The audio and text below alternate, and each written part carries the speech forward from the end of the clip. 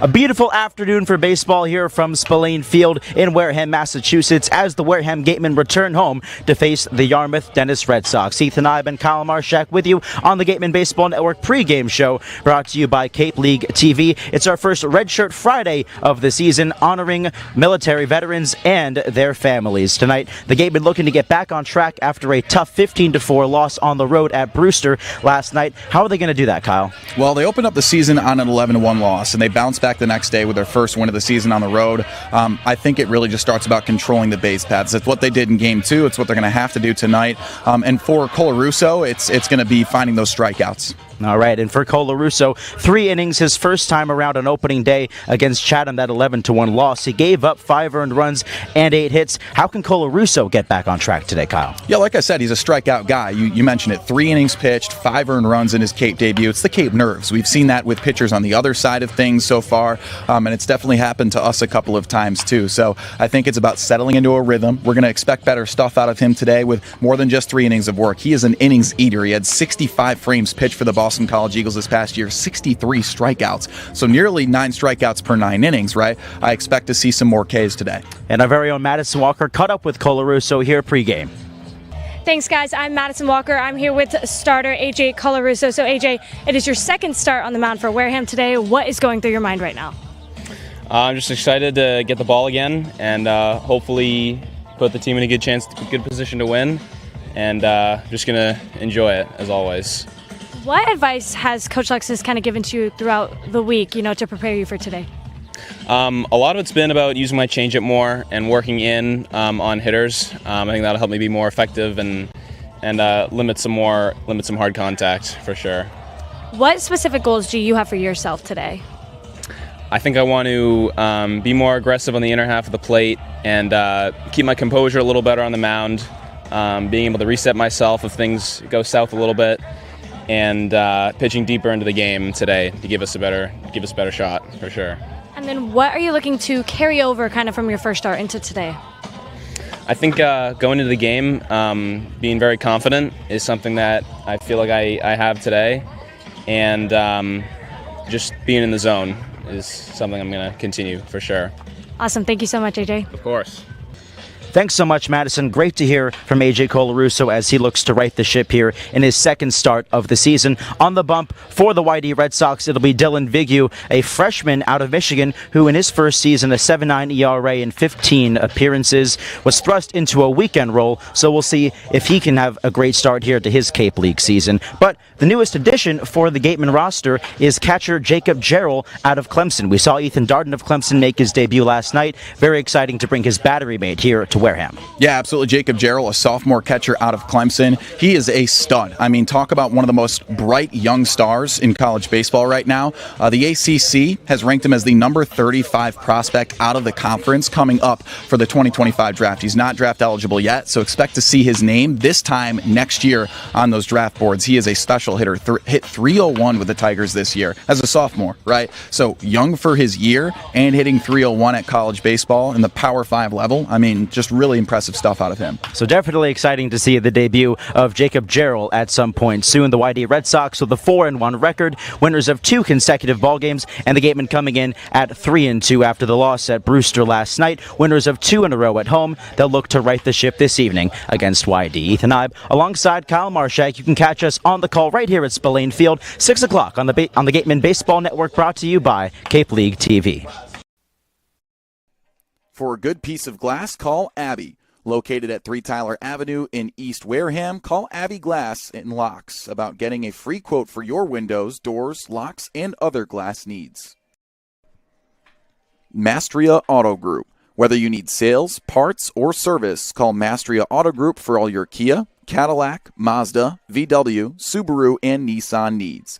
Mastria delivers. www.mastria.com. Legacy Insurance has been servicing Wareham and the surrounding area since 1980.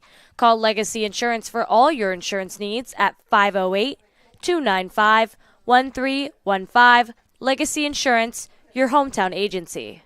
Looking to buy or sell real estate in the South Shore, South Coast, or Cape Cod area? Joanne Stevenson has been selling Massachusetts since 2000. Specializing in residential real estate, she is a part of the #1 Berkshire Hathaway Robert Paul team. Whether you are looking for your first home, vacation home, or relocating, call Joanne Stevenson, your local Wareham agent, for all your real estate needs. A proud sponsor of the Wareham Gatemen. A breezy afternoon from Spillane Field in Wareham, Massachusetts. It's time for Cape Cod League baseball here. Ethan Eibe alongside Kyle Marchak on the Gatemen Baseball Network, brought to you by Cape League TV. Tonight, it's the Wareham Gatemen against the Yarmouth Dennis Red Sox. YD makes the trip with a 4-1 record, and the Gatemen coming in at 3-2. The Gatemen dropping yesterday's matchup over in Brewster to the Whitecaps, a final score of 15-4 in run rule fashion over at Stony Brook Field. Kyle, the Gatemen will be looking to turn the tables tonight, and they have experience doing so already this young season. Yeah, they opened up the season on an 11-1 Mercy Rule loss, and then they bounced back with a victory in Game 2 on the road in Falmouth. So we know that this team can reset after a really rough game. And that's what happens in the Cape. It's a bunch of young kids who haven't played together before. You're going to have a game that just seems uncharacteristic, and that's how I would describe yesterday's contest, especially for the pitching staff. Gatemen were on a 3-game winning streak heading into Brewster yesterday, mostly on the strength of their starting pitching, specifically Cole Lehman, Braden Sloan, as well as Tate McGuire. Tonight, it'll be a guy looking for a bounce back in A.J. Colarusso, the left-hander out of Boston College. We're looking for something good from him today, Kyle. Yeah, he was the starter in that 11-1 loss home opener back a week ago, and 3 innings pitched, 5 earned runs allowed. Very uncharacteristic for him, with only 1 strikeout. A guy who had 63 strikeouts and 65 innings pitched for the Boston College Eagles this past year. You see some more Ks tonight and less runs on top of that. We heard from Colarusso in our pregame show. Madison Walker had the interview. He said he'd like to work more on that changeup and pair it well with the fastball and the curveball. Now we'll get you the starting lineup for the Yarmouth Dennis Red Sox. It all starts with Phoenix Call at the top of the order, playing second base out of UCLA. Fahiva Aloy, their team leader in RBI, out of Arkansas at shortstop. Easton Carmichael behind the plate out of Oklahoma hits third. UC Irvine's Anthony Martinez in the cleanup spot at first base. Drew Burris, the center fielder, fifth out of Georgia Tech. Texas Tech's Kate McGee, the third baseman, hits sixth, with Jake Brown in the 7-hole out of California Baptist in right field. Ryan Sprock, the DH, out of Elon, eighth, and UCLA's Cameron Kim batting ninth and playing left field. It is a Red Shirt Friday here in Wareham, Massachusetts tonight.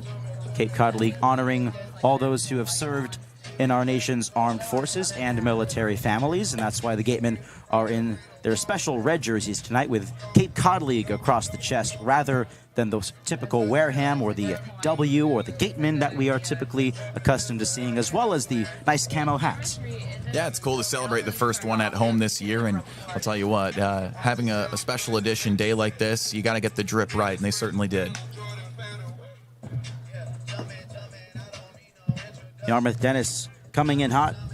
Winners of 2 in a row, looking to make it 3. The Gatemen have had success at home this season, looking for their third consecutive win here at Spillane. They defeated the Cotuit Kettleers and a few days ago now the Orleans Firebirds. So looking to get back to their winning ways. The Gatemen did win 3 in a row for the first time since 2022 against the YD Red Sox. Wareham has won 2 of the last 5 as Rylan Galvin throws it down, and we get ready to begin tonight's ball game.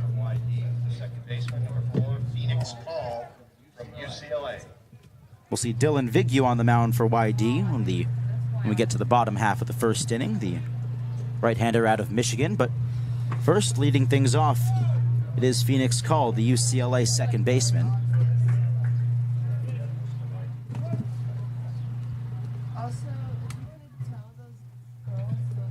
Colarusso's first offering of the night is grounded towards third. Scooped up there by Murph Gray. Throw across the diamond in time. 1 pitch, 1 out. Not a bad start for Colarusso.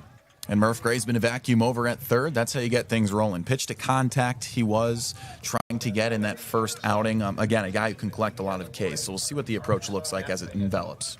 First pitch, 1 minute after 6 here in Wareham as Fahiva Aloy stands in. Hawaiian native. Replaces college ball for the Razorbacks in Arkansas. Takes the first offering outside for ball 1.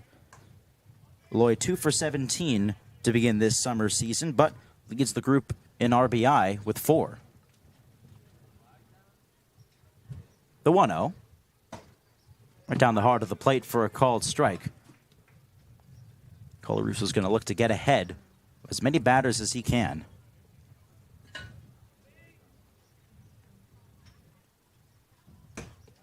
Breaking ball spins outside. It's a 2-1 count. Yeah, already a better start here for Colaruso compared to last time around. Just feeding the zone a little bit more, at least staying around it. Eloy smacks it foul down the right side, even at 2 balls and 2 strikes.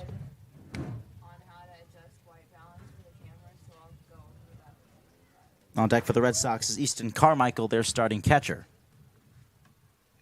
2-2.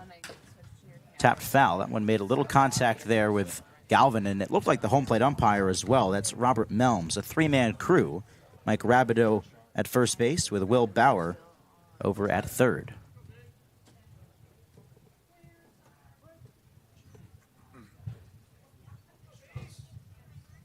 Colaruso twirls the 2-2 home. Another ground ball pulled towards short, charging it Jimenez, and the throw to first in plenty of time, out number 2. Couple of ground ball outs. That's what Colaruso's specialty is. Yeah, too early in the season to, call for a difference between other teams in terms of fielding percentage, but the Gatemen passing the eye test big time so far.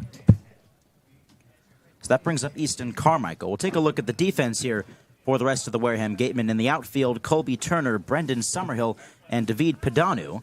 Saw Murph Gray and Antonio Jimenez over there on the left side of the infield, with Bobby Bozer at second, Eli Putnam at first, with Galvin behind the plate.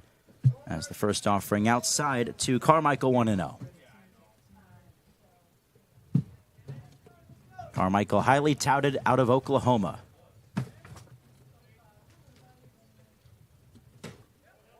Watches ball 2. Carmichael, the team leader, through 5 games in batting average for YD, .438. He's 7 for 16 this season. 2-0.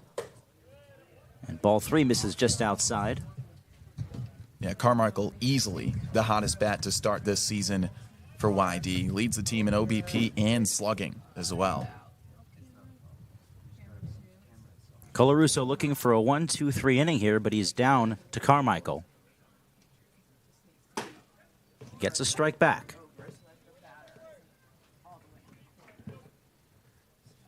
This inning is extended. Anthony Martinez out of UC Irvine is next.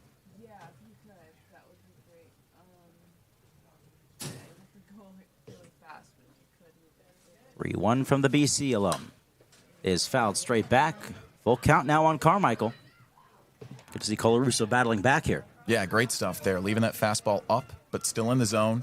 Getting him to swing through it and foul that thing back. If he can throw that changeup for, something close to a strike, now would be the time to pull that out.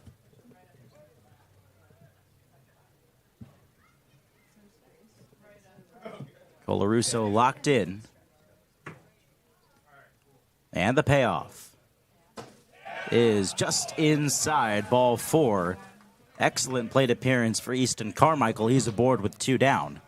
Tough. That was an even better pitch, too, on ball 4 right there. Just a little off the black. But, man, that is the right call right there. Try and feed that fastball at the hips inside after seeing a bunch of pitches in the outside part of the plate. Just couldn't get the call. So the inning extends for Anthony Martinez. Colaruso coming oh so close to his first 1-2-3 frame of the season. Carmichael's got a decent lead down there at first. First pitch breaking ball up and in. Martinez out of UC Irvine, 2 for 4. It's just his second game played. Throw over to first.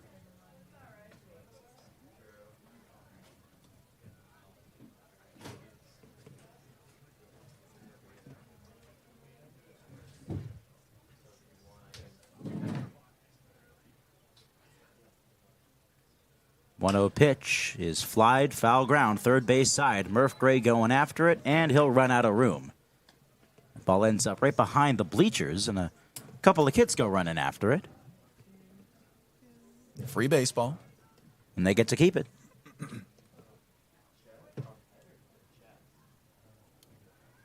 So 1-1 to Martinez. Runner at first with 2 down.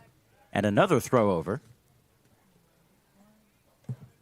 Gatemen did make a couple of roster moves ahead of this game tonight. Jacob Jarrell, catcher out of Clemson, added to the active roster, and 3 players released. Anthony Steele, Christian Fouch, and Anthony Watts, all pitchers. A ground ball here to second, scooped up by Bozer, and an easy play at first base for the out. The 2-out walk does not come to pass for Colarusso, a solid first frame here tonight. We'll go to the bottom half of the first, and the Gatemen coming up for their first tax here at Spillane. No score between YD and Wareham. This is the Gatemen Baseball Network, powered by Cape League TV.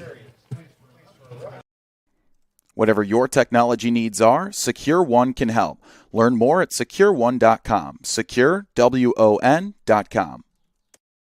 The Wareham-based AD Makepeace Company, founded in 1854, is North America's largest cranberry grower, the largest private property owner in eastern Massachusetts, and a recognized leader in environmentally responsible real estate development and stewardship. For 170 years, AD Makepeace Company has supported community events and organizations like your Wareham Gatemen. Visit admakepeace.com to learn more. Attention baseball fans, are you ready to hit a financial home run? PCT Federal Credit Union is here tonight to make your dreams of home ownership and driving off in that new car a reality. Their unbeatable low rates on mortgage and auto loans are a win for everybody. Whether you're rounding the bases to buy your first home or looking to upgrade your ride, PCT Federal Credit Union has got your back. Swing by their tent before you leave or visit their website to learn more about how they can help you step up to the plate and score big on your financial goals. The AD Makepeace Company also owns and operates Reed Custom Soils, the area's leading manufacturer of custom soils, including CU structural soil and Rooflight certified green roof media. Reed Custom Soil is also a manufacturer and distributor of baseball infield mix and conditioners. To learn more, visit www.reedcustomsoils.com. Back here from Spillane Field on the Gatemen Baseball Network. No score between YD and Wareham. Here's how Ryan Smythe lines him up tonight. Brendan Summerhill in center field will get the start as the leadoff man. Antonio Jimenez of Miami, the shortstop, hitting second.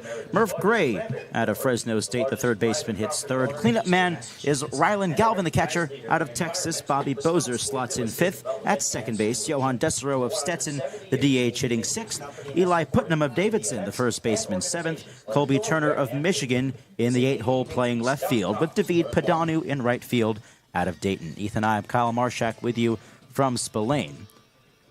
Look to right the ship here after a tough outing at Brewster last night, a 15-4 loss, where the pitching just didn't get the job done those first couple of frames, with Ethan Darden starting on the mound. So good to see Colarusso get a nice, solid first inning out of the way, Kyle. Yeah, again, a comeback effort for him, and just other than that walk, which he pitched, honestly, a great at-bat.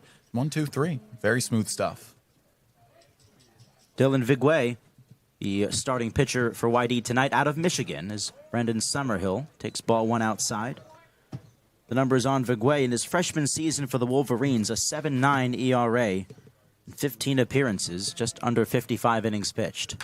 Summerhill cracks it foul. 1-1. Vigwe was thrust into a weekend starting role as a freshman. In fact, the Friday night starter. Not an easy task for any freshman. Not even remotely. 1-1. Summerhill shows bunt, and he did go around there. Didn't make contact with it. The Arizona center fielder had a nice performance in the Gatemen's last home game against Orleans. A couple of hits in his second game as a Gateman. 1 for 2. This one outside. 2 balls, 2 strikes. Summerhill had a triple and a base hit in that game, showing he can be the spark plug at the top of this Wareham order. 2-2, a high drive. This one belted deep towards right field. Going back on it, Jake Brown. He's got a beat, and he makes the catch in medium deep right center. Summerhill retired for the first out. Summerhill continues to lift that ball. Now that one, I think, there's a jet stream blowing in our faces right now, which isn't going to help. And yeah, he probably got a little under it, but continues to make solid contact. There's always a threat at the top of the order. That's where most of the Gatemen's production has come from. Antonio Jimenez digs in now. Just earlier today, Jimenez announcing he's entering the transfer portal. Spent his freshman season at Miami. Shows bunt, pitches outside for ball one. So now Jimenez will look for a new home, and whatever home he finds is going to get themselves a nice shortstop. This one misses out 2-0. Yeah, that's the best part about the Cape, right, is if there's any place for you to advertise your value on the college and, of course, professional level, this is the spot to be. Jimenez 2 for 7 to start the season. He's played some nice defense over at shortstop. Jimenez, a high drive. This one belted deep to left field. Absolutely, positively, no doubt about it. Andres Antonio Jimenez. A solo shot. You knew it right off the bat. 1-0 Gatemen.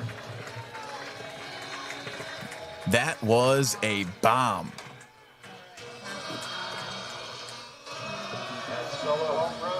Just turned on that one from Vigwe. Almost halfway up the bleachers in left field.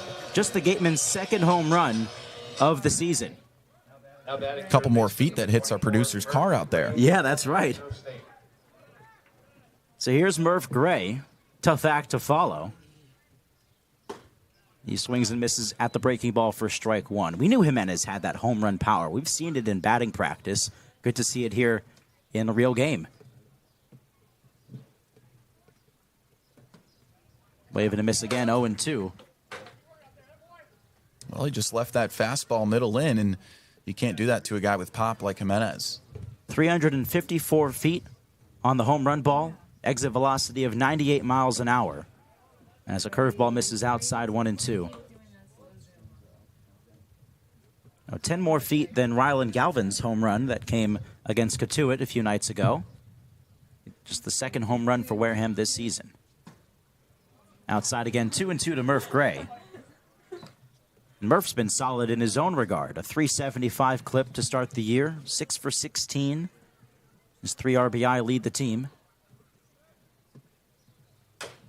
The 2-2 chopped foul over the Gateman dugout.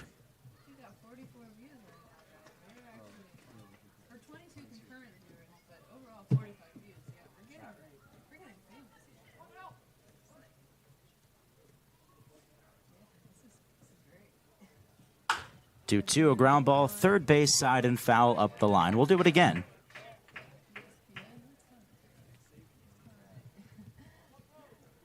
That was the home run ball that really bit the Gatemen yesterday over at Brewster. They allowed 3 home runs. Good to see them flipping the script so far tonight.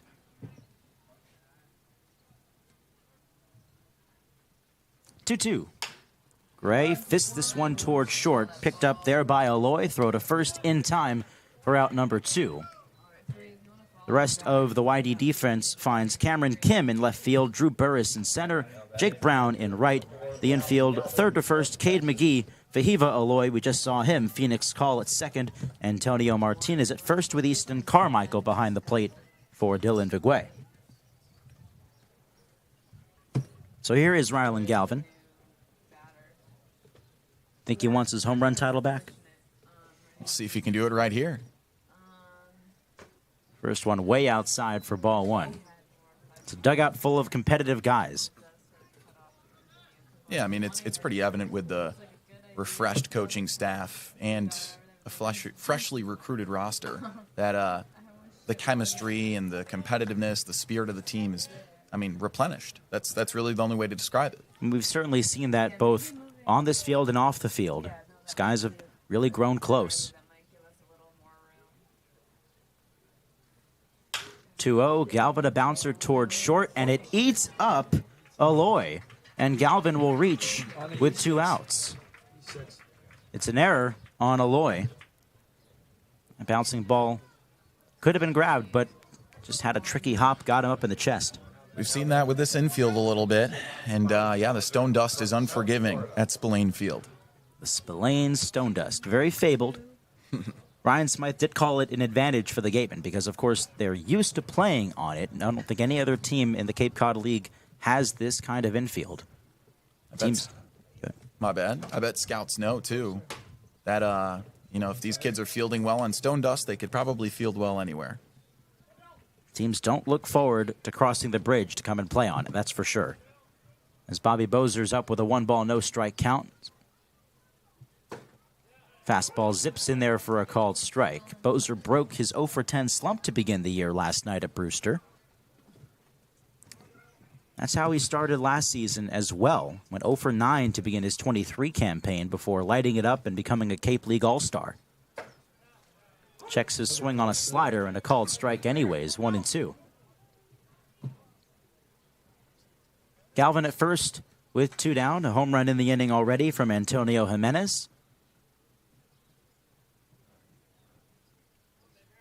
Uguay comes home and a called strike 3. Bozer didn't like the call. A nice slider on the outside clipped the edge. And that will wrap up the first inning. Galvin stranded, but the Gatemen get on the board, their second home run of the season, and the first for shortstop Antonio Jimenez. A 354-foot bomb to left field. We'll go top 2 here at Spillane. Colarusso back on the bump when we come back on the Gatemen Baseball Network, powered by Cape League TV. Let's wind the clock back to those times you were a pitcher at Wright State. Now tell me how you got the opportunity to go to Wareham and what that time was like for you. Well, I had gone out for the Pan American team in '91 just to kind of get my face and name out there nationally. And I made the first couple of rounds of cuts. So all of a sudden, people started to take notice. When I was fighting, I wasn't going to make the team. I was a freshman coming out of Wright State, opened some eyes, but wasn't ultimately going to make the team. So when I get cut, I get a call from Alaska. The 2 top leagues, the number 1 was Cape Cod, and then the Alaskan League was a really good league too. But those were the 2 big ones. I got a call from Alaska. I got a couple calls from the Cape. I got a call from Wareham, and they said, we have a kid that's going back home, and would you be interested? I mean, they didn't even have to finish their sentence, and I was like, I'm packing. I'll be there as soon as I can get my 85 Ford Tempo on the road and up there. So, did you enjoy that clip? Well, you can catch the rest of this episode and all episodes of Wareham Whip Around, the official podcast of the Wareham Gatemen, available now on Spotify and Apple Podcasts.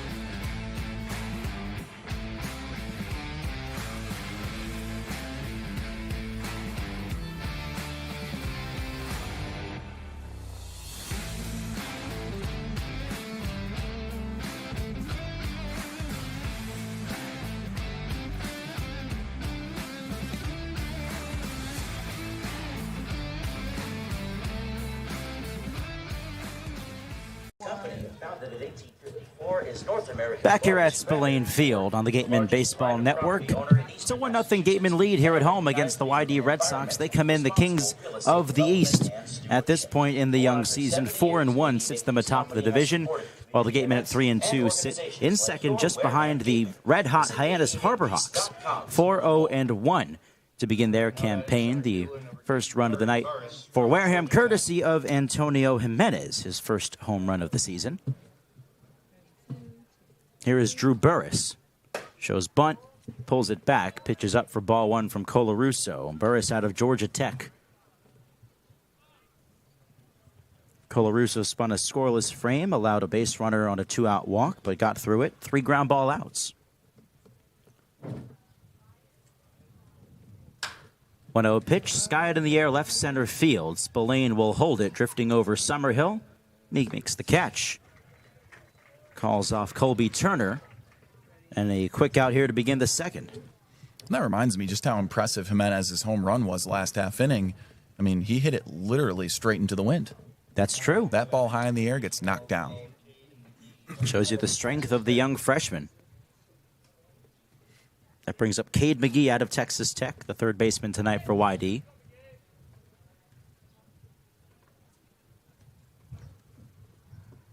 Colarusso, a slow windup, and misses inside.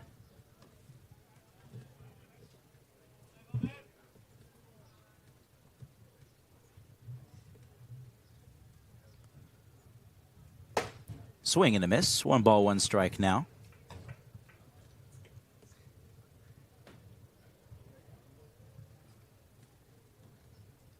Jake Brown also due up for the Red Sox here in the second inning. Fouled back, a ball and 2 strikes now on McGee.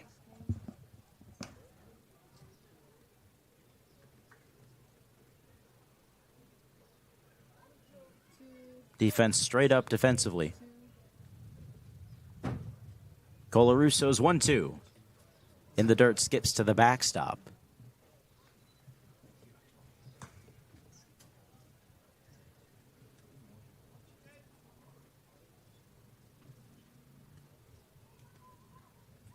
McGee top 10 in the Big 12 this year. 15 homers, .450 on base percentage. And he strikes out here on 2-2. Colarusso's got his first K of the night. There you go, getting that fastball, blowing it by him, located it well on the outside part of the plate. And he's kind of been living there all day. Pairing that fastball well with the changeup to this point. That's how he's gotten so many ground balls. Looking for his first 1-2-3 inning. Against California Baptist's Jake Brown. First pitch lined over the head of Bozer and a base hit to right field. So no 1-2-3 frame this time around. It's the first hit of the night for the Red Sox. Yeah, promising signs. I mean, 6 batters in, you're giving up your first hit now, and nothing crazy about it. Just squared up and kind of served a liner to right. So, again, welcome signs from Colarusso. He's still in cruise control here.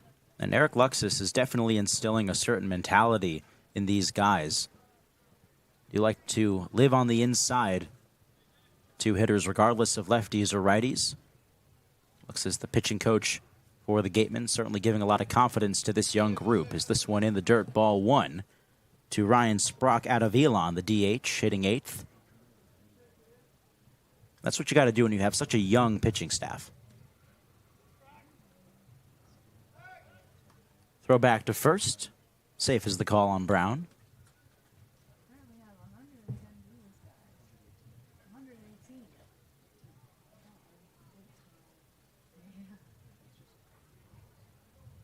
Colarusso pours in a called strike. Been locating the fastball better today. Walks were certainly an issue on opening day. Not for Colarusso. He only gave up 1, but all in all. Fouled back 1-2. And both Gatemen losses this year, walks and free passes seem to snowball, and that seems to be the reason they fall behind so quickly. But like we said, once you got starting pitching, got a good start to the game, that's when things seem to fall into place for this group. 1-2 from Colarusso. Runner goes. Pitch fouled away right side. Yeah, you mentioned it. I mean, walks, free passes in general have been the issue when they lose in the 2 losses they've had so far. 10 walks yesterday and a couple of hit by pitches as well. Kind of speaks for itself.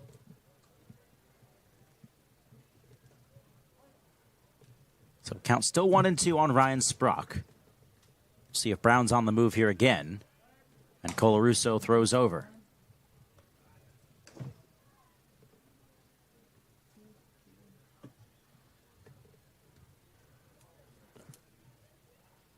Sprock just 1 for 2 entering play. This is second game of the season.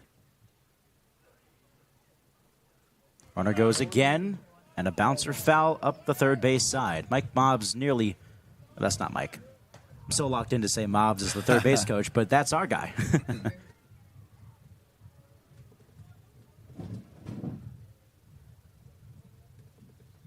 Gives me an excuse to talk about the nice coaching staff that Smythe has built around him. There you go. Segue, they call it. Another throw to first. Yeah, like Mobbs, Cody Doyle, the base coaches for Wareham. Gary Ruby's got a ton of experience. Coached 5 different MLB organizations. 1-2 and a chopper towards third. Gray charges, throws, got him. Nice play by Murph down there at the hot corner for out number 3. Brown's 2-out knock left stranded. and Colaruso's through 2 scoreless frames here tonight at Spillane. It's a 1-0 Gatemen lead. We go bottom of 2. Desero, Putnam, Turner due up for the Gatemen. This is the Gatemen Baseball Network, powered by Cape League TV.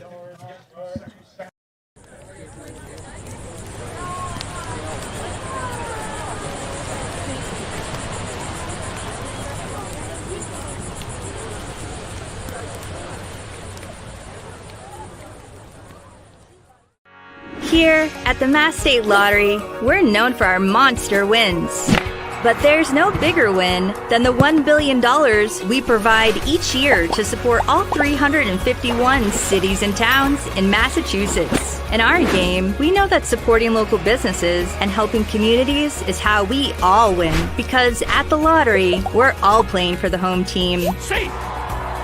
The Mass State Lottery. Welcome to the state of winning.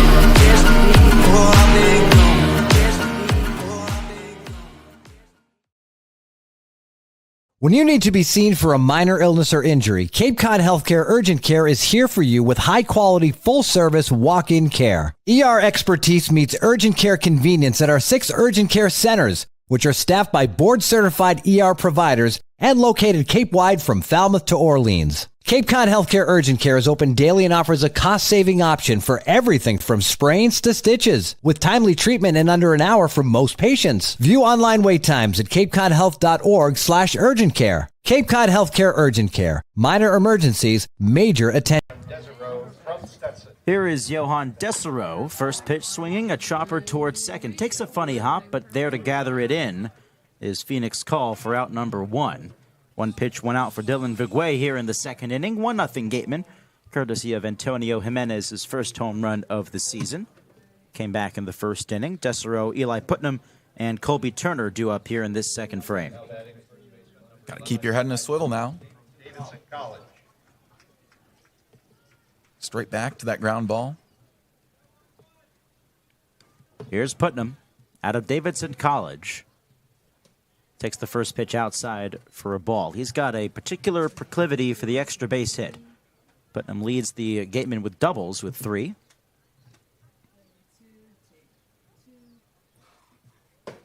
Wave and a miss. 1 ball, 1 strike. Putnam, the reigning Atlantic 10 home run champion. Slugged 16 this year for the Davidson Wildcats. Pitch down 2-1. It's been a nice rotation over at first base between him and Nate Early. Both guys can supply plenty of pop.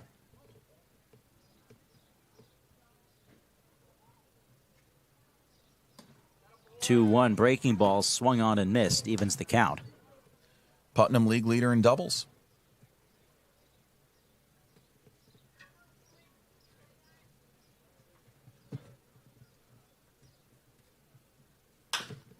A ground ball towards second. The shift was on, and the throw to first is late and wild. Putnam, however, will hold at first base. It will be ruled a base hit. It was a tough play there for Phoenix Call, who was shifted more up the middle. He had to move quite a bit to field that ground ball. Yeah, I mean, you know, if you go by the scorebook, that's an extraneous effort to try and get the ball. So check that in as a single there. Had to range over way to his left to pick that one up. Lucky placement, you could say, or smart placement. We'll call it intentional. So Putnam will like the hit call. It'll improve the batting average numbers a little bit more as Colby Turner digs in.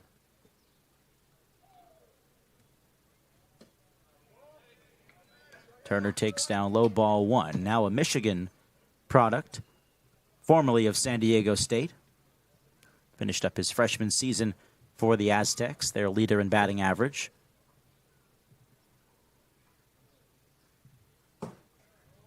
Down low for ball 2. Turner on an 0-for-9 skid to begin the season. Hasn't seen too many starts.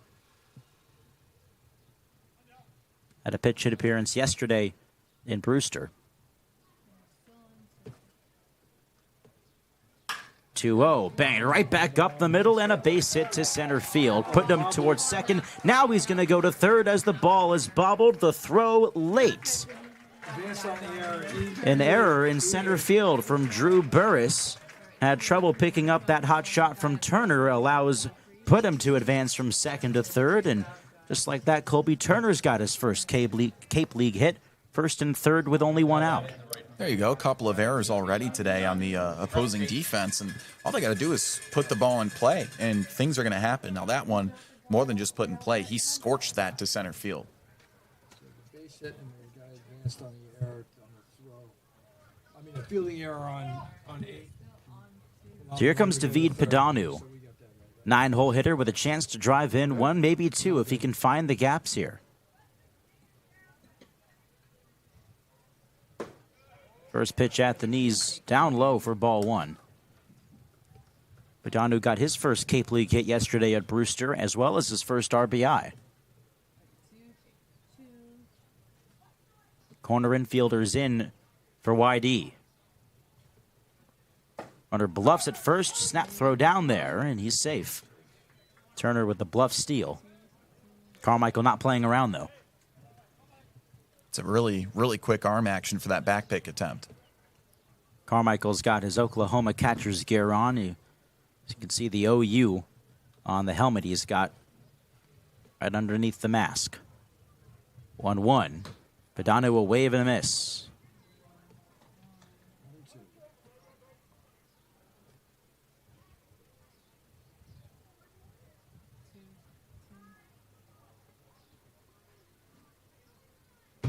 First and third, one gone for the Gatemen. Runner goes this time. Padanu, a fly ball, shallow right field, down the line. Going after this one, Phoenix call, and it's out of play. Just didn't have enough time to get to it. Call or Anthony Martinez, and Padanu will get another shot here. I love that they're using Turner over at first base to, try and get that extra 90 feet. Team that is last in the league in stolen bases right now, just a pair as a team so far through 5 games. So although it wouldn't go down on the score sheet as a stolen base, probably a defensive indifference, still, trying to be aggressive on the base pads. That's what Brewster was so good at yesterday, getting ahead of this group, and they've been trying to do it themselves tonight. 1-2, swing and a miss from Padanu. He's out number 2.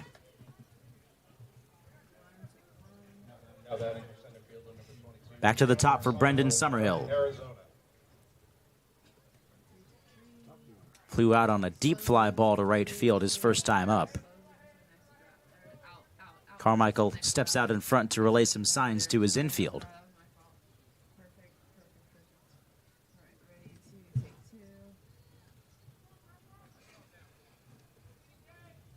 It's Turner at first, put him at third with 2 gone. Gatemen up 1-0 here in the second.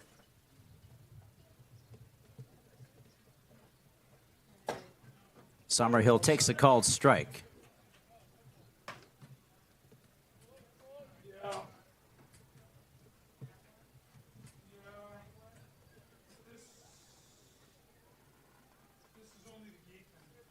Middle infielders playing on the edge of the outfield grass, slightly shifted to pull. 0-1, a pitch out, but nothing's going on. They're certainly being careful with Colby Turner at first base.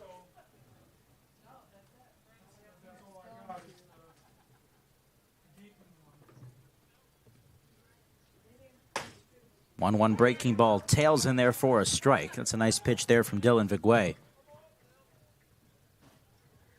1 pitch away from getting out of this jam here.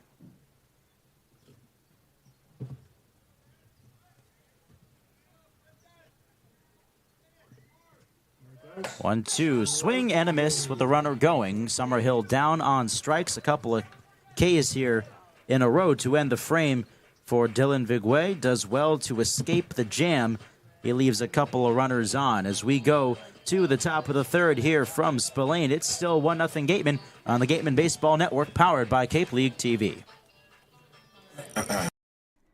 Whatever your technology needs are, Secure One can help. Learn more at secureone.com. SecureWON.com. The Wareham-based AD Makepeace Company, founded in 1854, is North America's largest cranberry grower, the largest private property owner in eastern Massachusetts, and a recognized leader in environmentally responsible real estate development and stewardship. For 170 years, AD Makepeace Company has supported community events and organizations like your Wareham Gatemen. Visit admakepeace.com to learn more. Attention baseball fans, are you ready to hit a financial home run? PCT Federal Credit Union is here tonight to make your dreams of home ownership and driving off in that new car a reality. Their unbeatable low rates on mortgage and auto loans are a win for everybody. Whether you're rounding the bases to buy your first home or looking to upgrade your ride, PCT Federal Credit Union has got your back. Swing by their tent before you leave or visit their website to learn more about how they can help you step up to the plate and score big on your financial goals. The AD Makepeace Company also owns and operates Reed Custom Soils, the area's leading manufacturer of custom soils, including CU structural soil and Rooflight certified green roof media. Reed Custom Soil is also a manufacturer and distributor of baseball infield mix and conditioners. To learn more, visit www.reedcustomsoils.com. We are back on camera 3. Back here on the Gatemen Baseball Network Cape League TV, it's Ethan Eibe and Kyle Marchak with you. We'll hear from our sideline reporter Madison Walker a little bit later on the broadcast. Top of the third inning set to get started and a 1-0 Gatemen lead. Antonio Jimenez's solo shot from the first inning stands as the sole run tonight. AJ Colarusso back to work. He'll face the 9-1 and 2 hitters for YD. Cameron Kim of UCLA will get things started. Takes ball one inside. Phoenix Call and Fahiva Aloy to follow.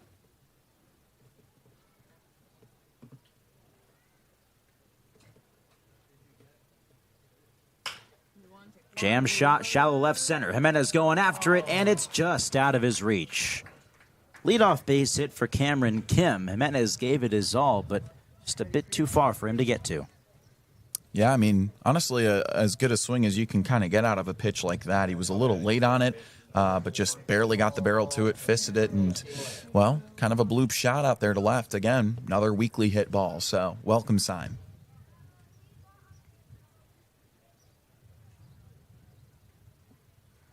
So that brings up Phoenix Call back to the top of the order for Yarmouth Dennis. And a called strike on the outer half. YD coming off a 10-8 win at home against the Falmouth Commodores last night. Team that fell in the Eastern Finals a year ago to Orleans. Check swing. And yes, he did go, says the first base umpire, Mike Rabideau. So 0-2 on call.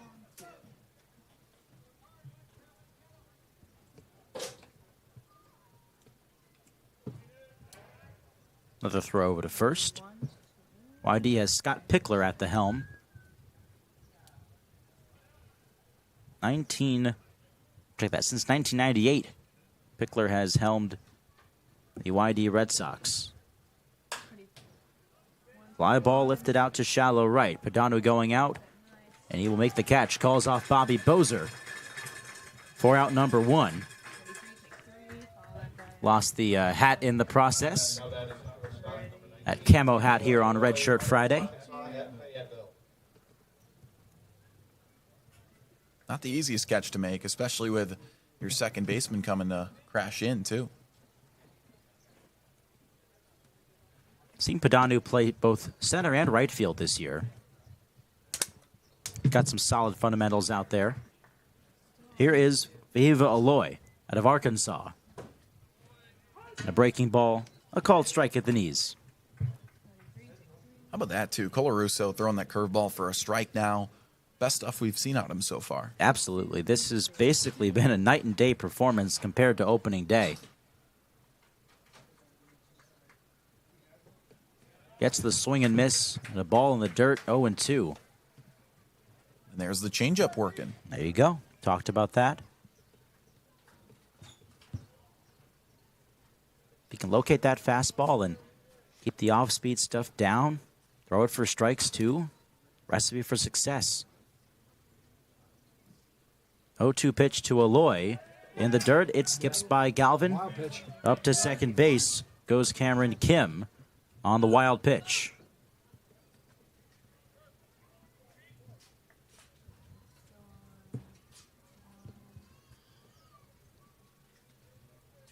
Now a runner in scoring position for the Red Sox here. A base hit could tie up this ball game.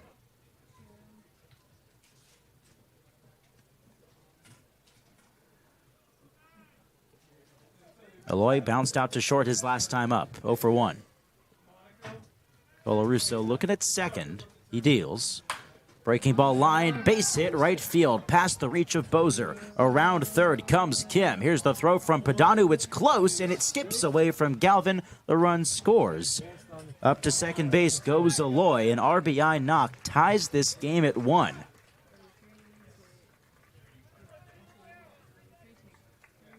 Padanu made a good throw, just a little bit late, and it skipped up on Galvin to allow Aloy to take second.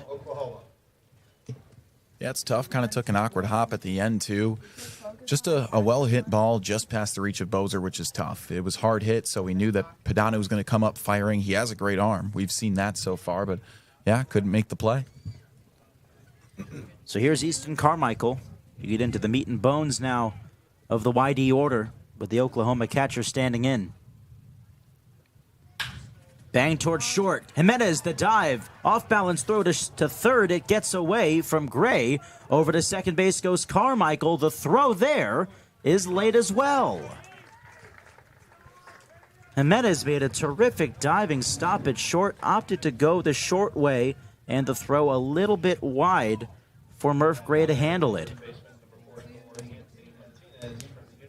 California at Irvine. See Carmichael just hit one down, hit double down the line.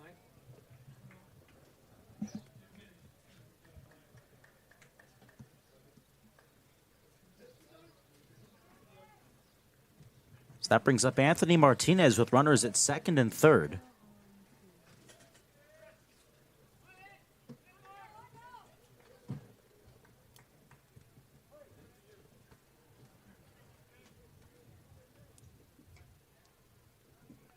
Colarusso signals to mix up the signs towards Galvin. Murph Gray playing close at third base. Fastball up for ball 1.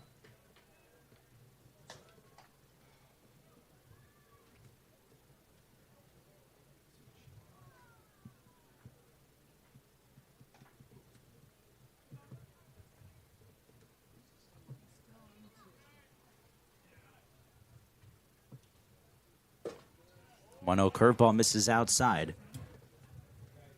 Now this is where you can find trouble with a YD lineup that has done some pretty great things to start this year.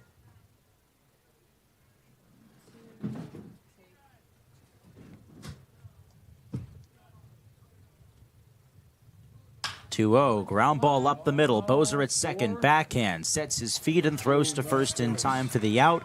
The run scores to give YD a 2-1 lead. They will concede the out. Up to third base goes Carmichael. So a productive out for Anthony Martinez brings up Drew Burris.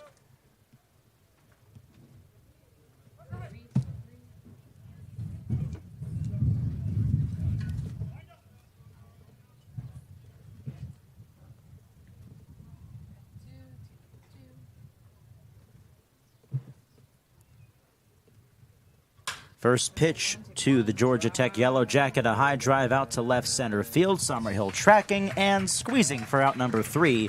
Colarusso gets knocked around a little bit here in the third. A couple of hits, a couple of runs come in to score for the YD Red Sox. They have a 2-1 lead, heading bottom 3 from Spillane. A 2-1 YD lead. This is the Gatemen Baseball Network, powered by Cape League TV.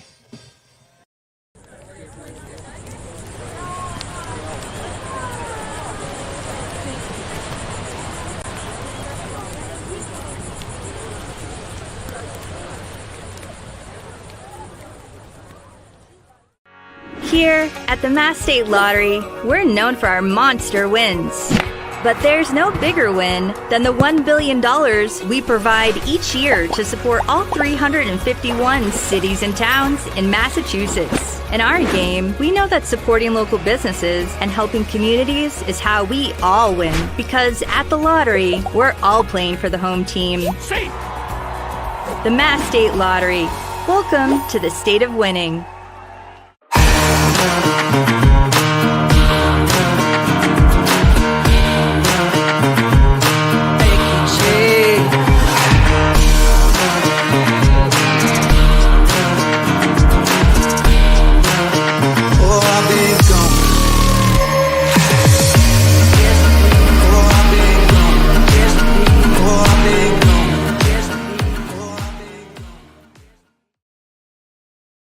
When you need to be seen for a minor illness or injury, Cape Cod Healthcare Urgent Care is here for you with high-quality, full-service walk-in care. ER expertise meets urgent care convenience at our 6 urgent care centers, which are staffed by board-certified ER providers and located Cape-wide from Falmouth to Orleans. Cape Cod Healthcare Urgent Care is open daily and offers a cost-saving option for everything from sprains to stitches, with timely treatment in under an hour for most patients. View online wait times at capecodhealth.org/urgent care. Cape Cod Healthcare Urgent Care. Minor emergencies, major attention.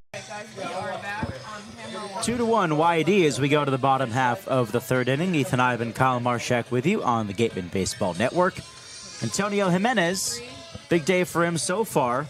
Made a couple of nice plays defensively, but a solo shot that came in the first inning stands as the Gatemen's only run to this point. Yeah, they've hit the ball around a little bit, but you got to produce more than that, right? It can't just be the solo shot, so it's time to see what they can do with runners on base. Of course, starts fresh here for Jimenez. Gatemen left 2 men on base their last time up. Big way. The nice curveball in there for a strike. That starts inside to the righties, finishes at the knees.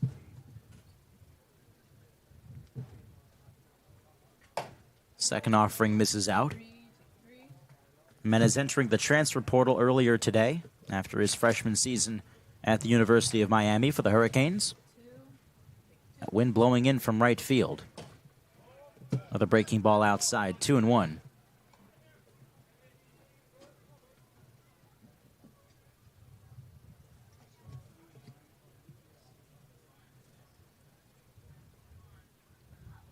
Two-one pitch. Jimenez, a bouncing ball towards second. Phoenix call gathers and throws in time, out number 1. Vigwe finding a little bit of a rhythm now. I feel like he's a guy that has that hard fastball. I mean, he's sitting in the low to mid 90s, but then he'll try and pepper in that off speed there and gets the ground ball quite often, especially on that slide piece. Okay. Finished out the second inning pretty well. A couple of strikeouts to Padanu and Summerhill with a first and third jam.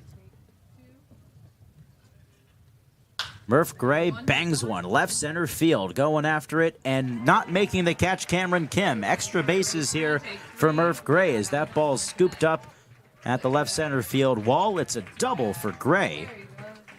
His 7th hit of the season already to this point, and the Gatemen have a runner in scoring position. Yeah, stay hot, kid. Team leader in average, team leader in runs batted in, and now punching himself towards the top in extra base hits. Well, as a matter of fact, that's actually his just second extra base hit of the year. But again, his slugging percentage through the roof. Gray was on the off speed there and found the gap. He's got that gap-to-gap pop as Rylan Galvin climbs in, the Texas catcher. A called strike on the breaking ball. Galvin's got the power to tie this game or even give Wareham the lead here.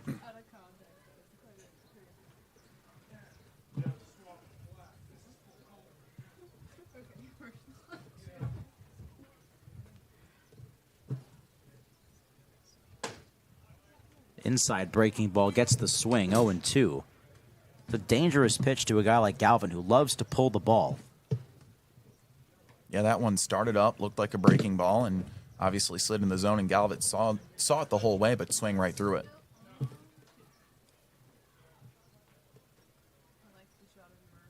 Oh, 2. Breaking ball out. Galvin did well to take it. reached on an error his first time up. We're going to get a correction on that scoring.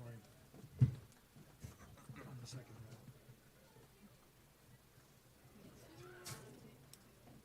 There it is. It just popped up. Throw over to second. Gray in there. He was leaning towards third. He's lucky to get back in there. That was bang bang. We've seen it a couple times now. I think maybe that's what the Gatemen have seen in terms of not being aggressive in the base paths, is they've also almost gotten picked off a couple of times.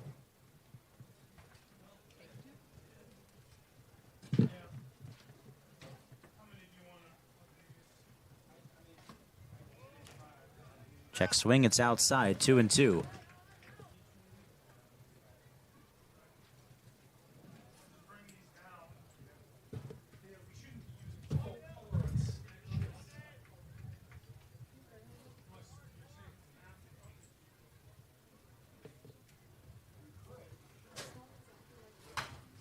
Foul back, 2 balls, 2 strikes still on Rylan Galvin.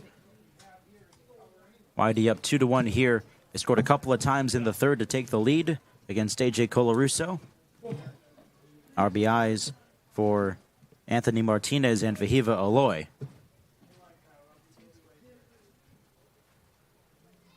They've got Galvin shifted to pull here. That shortstop deep in the hole. Second baseman nearly behind the bag. And Galvin waves and misses at it for strike 3. It's a breaking ball in the dirt, and he just couldn't hold up. 4 strikeouts tonight for Dylan Viguet. Yeah, the breaking ball clearly the go-to pitch in terms of getting the put away there. Obviously favored to righties too.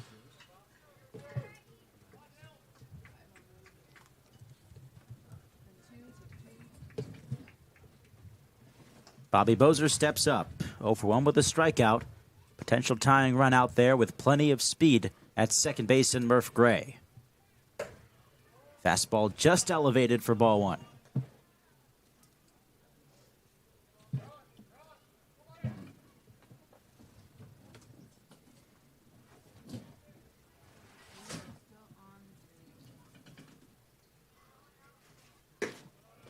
Breaking ball out, 2 balls, no strikes. Bozer, one of the more happy-go-lucky guys in this Gateman dugout. Never see him without a smile on his face.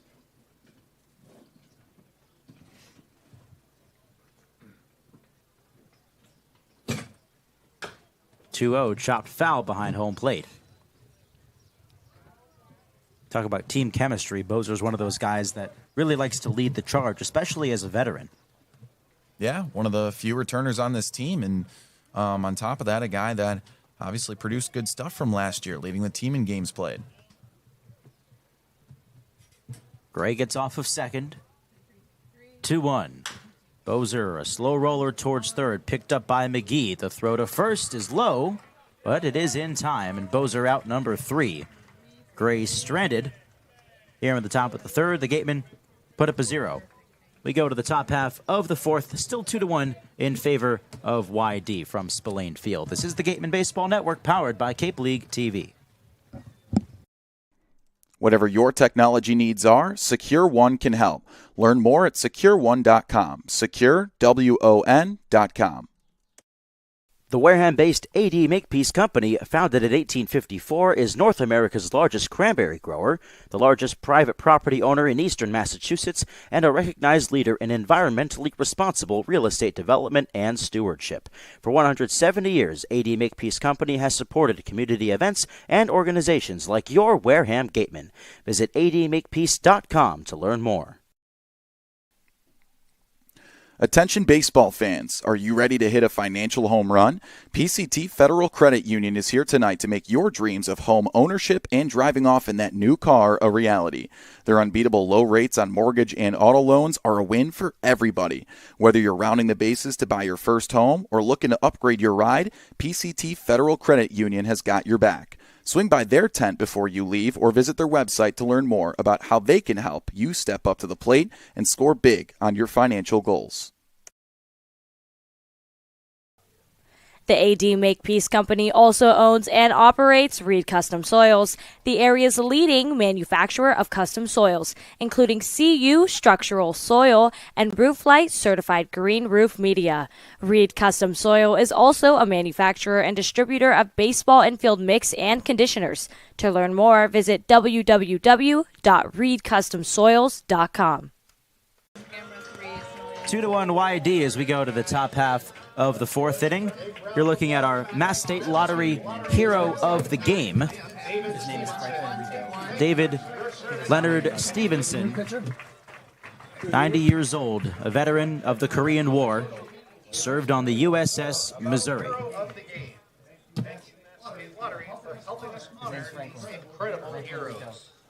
38 coming into pitch. New pitcher on the mound for the Wareham Gatemen here as Patrick Galley gets going out of Ole Miss. So the day is done for A.J. Colarusso. Look at that. Galley out of Ole Miss now on the bump. A terrific day for Colarusso, all things considered. Everybody else is the same. Everybody else is the same. Let's commit to that. New pitcher. Gave up those couple of runs. Doesn't leave with the lead, but definitely a step in the right direction, Kyle. Absolutely. I mean, just looking to reset, putting the ball in play for the offense in terms of, giving Colarusso a little bit of a padding mentally. I think that helps. But yeah, I mean, just a different look completely for sure. So we seem to have a special guest up here in the booth delivered by our favorite photographers. What do we got going on here? I was shocked when Kyler Armstrong appeared in the booth and handed me a cup. Now, I was like, oh, that's very nice of him to get me a drink. Well, it's not something that I can eat.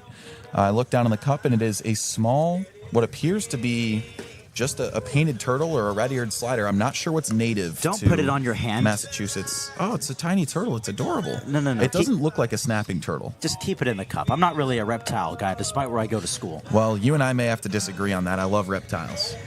So his name is Franklin Rico. He was found in the dugout right before this half inning. That is just terrific. And he might be the cutest stinking turtle I've ever seen in my entire life. And I had a pet turtle growing up. Did you really? I did. What was the name? Cream Puff. Cream Puff. Okay. We are on our way to the top of the fourth inning. Cade McGee, Jake Brown, Ryan Sprock due up as Patrick Galley deals. And the first offering fouled straight back. Look out, Trackman, Spider-Man. Well, it's not every day that you get a turtle up in the press box, and I so wish that we were technically advanced to have a camera up here so we could show our audience this cute little turtle.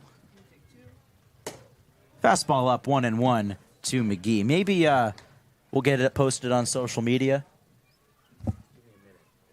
All right, we're working on showing you guys the turtle. Our producers, Allison and Joe, are on it, folks.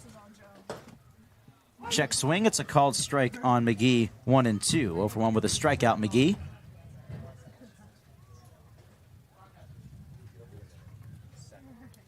I'm going to research what type of turtle that is. Go for it. 1-2 pitch misses up. Where is the turtle currently? Oh, there it is. Thank you, Kyler. So appreciated. He's been such an underrated star of the broadcast the last couple of days, our photographer, Kyler.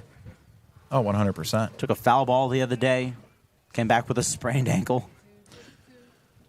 Now he's delivering turtles to us. 2-2 misses up.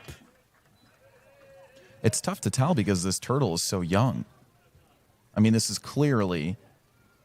It's just a baby. A baby. It's just a baby. Like, it'll fit in the palm of your hand. It's smaller than that, folks. So I'm going to place Franklin Rico in my hand now. 3-2, swing and a miss. Down goes McGee on strikes. You know what? I really do think this is probably a snapping turtle. It's tough to tell, but with a lack of coloration on it. It is no longer than 2 of Kyle Marchak's fingers. That's how small this turtle is, as our producer Joe Henry rushes to get you a picture of this turtle that we won't stop talking about. And I'm afraid it's defecated in this cup as well. Okay, wonderful. I just don't want it to do that on me. That would be preferred. Here's Jake Brown. In there for a strike. All right, Franklin Rico, you go back in your cup now, buddy. I can't wait to find out from Kyler why Franklin Rico was chosen as the name. Please don't put that turtle near me. 0-1 misses up. He's watching baseball right now. he's actually trying to climb out of the cup. It's just like a little solo cup thing here we've got him in. I actually feel quite bad. I think while we have our fun with him, since we've saved him from a dugout, which is clearly not safe for a turtle, we'll have a chance to bring him back to safety sometime soon. Ball outside, 2-1. Here's the turtle, folks. That's Franklin Rico. He's a special guest in our dugout, or in our press box right now. Found him in the dugout, delivered right here to us. This one fouled away, 2-2. Thank you, Joe, for making that possible. That's actually so fun. I really do actually like turtles. Like, this is an interest of mine. Really? Yeah, I'm not even trying to be weird or make a joke right now. I actually really like reptiles, and I had a pet turtle growing up. Wow. See, Kyle, here's the thing. As the 2-2, a ground ball towards second. Bozer the backhand, and he gets the out. 2 gone. Nice play there by Bozer. Kyle, here's the thing. Despite the fact that I attend the University of Florida, where we are proudly Gators, we are proudly Gator Nation, Right. I don't particularly enjoy reptiles. Well, at that point, you grew up in Florida. You might be sick of them. Well, yeah, I mean, iguanas are just about everywhere in South Florida. I just like my alligators behind glass. I like my turtles behind glass. I prefer to just not engage. But some people like you just like, oh, a turtle, let me just put it in my hand and wave it around. Ryan Sprock at the dish now. The bouncing ball towards second. Bozer there on one knee to gather it in. And a 1-2-3 inning out of the pen for Patrick Gallet. And that's all because of Franklin Rico, ladies and gentlemen, our special guest star turtle in the press box. We'll go to the bottom of the 4th inning here from Spillane Field. Score remains Whitey 2, Wareham 1 on the Gatemen Baseball Network, powered by Cape League TV and Franklin. Let's wind the clock back to those times. You were a pitcher at Wright State. Now tell me how you got the opportunity to go to Wareham and what that time was like for you. Well, I had gone out for the Pan American team in '91 just to kind of get my face and name out there nationally. And I made the first couple of rounds of cuts. So all of a sudden, people started to take notice. When I was fighting, I wasn't going to make the team. I was a freshman coming out of Wright State. Opened some eyes, but wasn't ultimately going to make the team. So when I get cut, I get a call from Alaska. The 2 top leagues, the number 1 was Cape Cod, and then the Alaskan League was a really good league too. But those were the 2 big ones. I got a call from Alaska. I got a couple calls from the Cape. I got a call from Wareham, and they said, we have a kid that's going back home, and would you be interested? I mean, they didn't even have to finish their sentence, and I was like, I'm packing. I'll be there as soon as I can get my 85 Ford Tempo on the road and up there. So, did you enjoy that clip? Well, you can catch the rest of this episode and all episodes of Wareham Whip Around, the official podcast of the Wareham Gatemen, available now on Spotify and Apple Podcasts.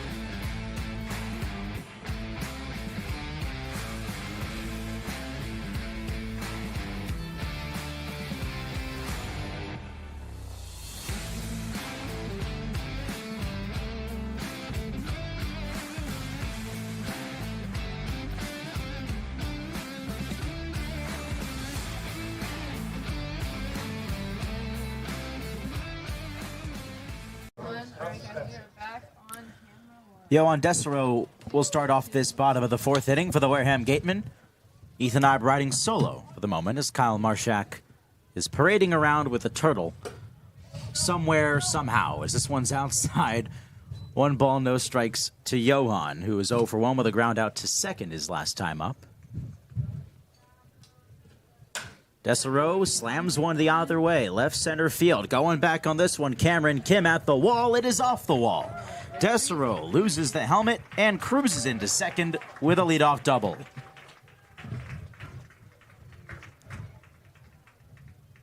We saw that gap-to-gap power against Orleans a couple of nights ago. Had a 2-run double in that game, and it appears yet again here against YD. A good start puts the tying run in scoring position.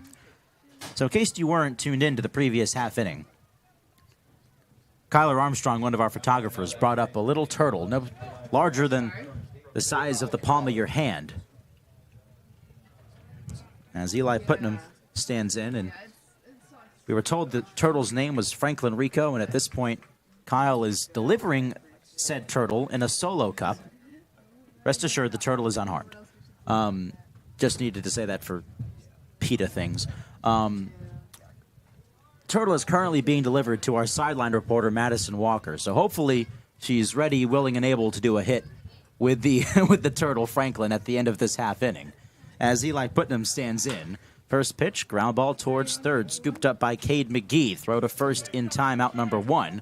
Desereau holds his ground at second. And we will see Madison at the conclusion of this half inning, so the suspense is real. I don't know if this is going to work out well, but we'll find out. Here's Colby Turner, 1 for 1 with a base hit, right back up the middle his last time up for the Michigan Wolverine, facing his now teammate on the bump for the Red Sox, Dylan Vigwe. Dylan, of course, just finished up his freshman season with Michigan, and Turner will become a Wolverine next season. This one down low for ball 1. Turner finished up his freshman year just a couple of months ago at San Diego State.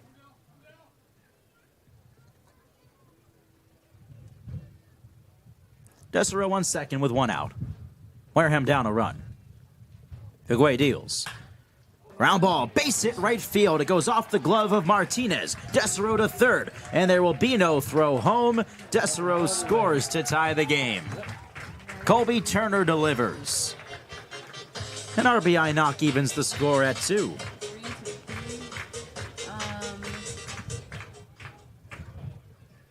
Turner, a great piece of hitting there, going to the opposite field.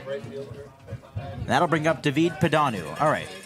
Kyle Marchak has returned to the booth. I've already explained what you were doing. Yep. Is this going to go off as planned? Is Madison going to do a hit with the turtle? Of course she is. Oh, my goodness. She was thrilled to see the turtle. And you know what? That's fair. You know, you kind of have like a little bit of a hold your breath moment. Like, okay, how's Maddie going to react to a snapping turtle? Pedanu back to the mound. Vigwe to second for 1. Return throw to first is in time. A 1-4-3 double play turned by the YD Red Sox. And just in the nick of time, Kyle, we're going to send it down to Madison Walker, down with Franklin Rico, the turtle. So much. I'm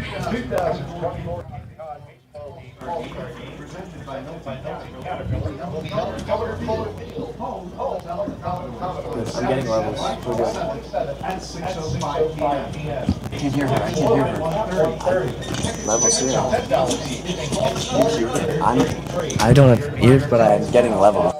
New reliever, we got some good looks on the mound. He's got 1 strikeout so far with the 90 fastball that was looking great. Colarusso did pretty good with his fastball also. That was one of his strikeouts. He also worked on his changeup. He told me he was working on that with Luxus for a while, so that was kind of something he wanted to emphasize on. But so far, we're not looking too bad. I think we just got to get our bats up a little more, you know, kind of hit around the ball a little bit. And our 1 home run was great, 2nd home run of the season.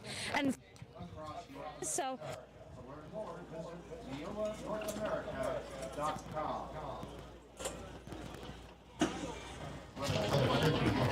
Wow, look at that.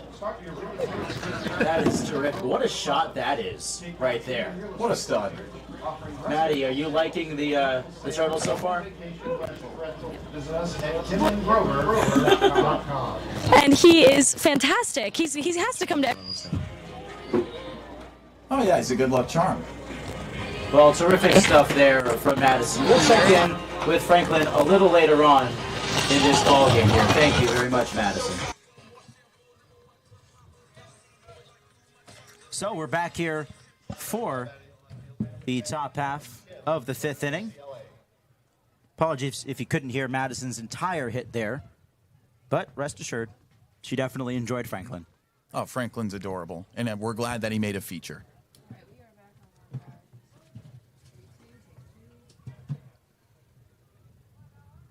Batter is Cameron Kim as he faces Patrick Galley here in a now newly tied ball game, a called strike.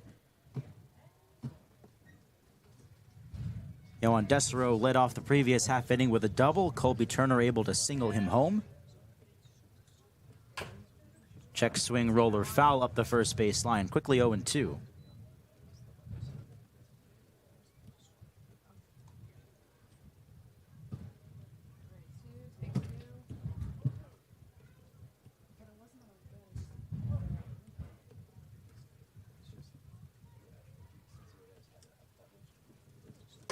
0-2 misses up.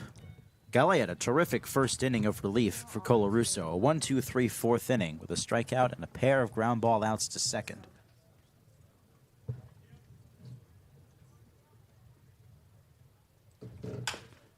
Another bouncing ball to the right side again. Picking this one up. Putnam feeds to Gallet for the out. Nice and smooth. Infield's been so clean today, huh? Yeah, overall, pretty good time. Riley, is Maddie still there with you? Back to the top of the order for YD with Phoenix Call coming up. Ever she can, just because I want to replace the battery on the mic. It's looking quite low.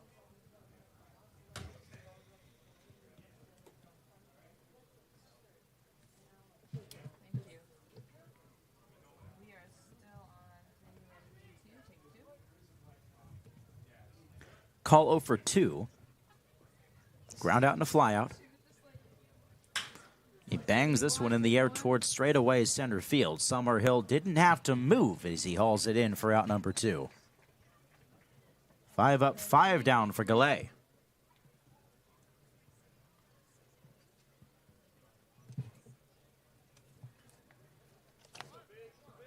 So here's Vahiva Aloy. 60 games for Arkansas this year, 14 homers. He totaled 56 runs driven in as Gallet misses. Started his college career at Sacramento State. Hawaii native.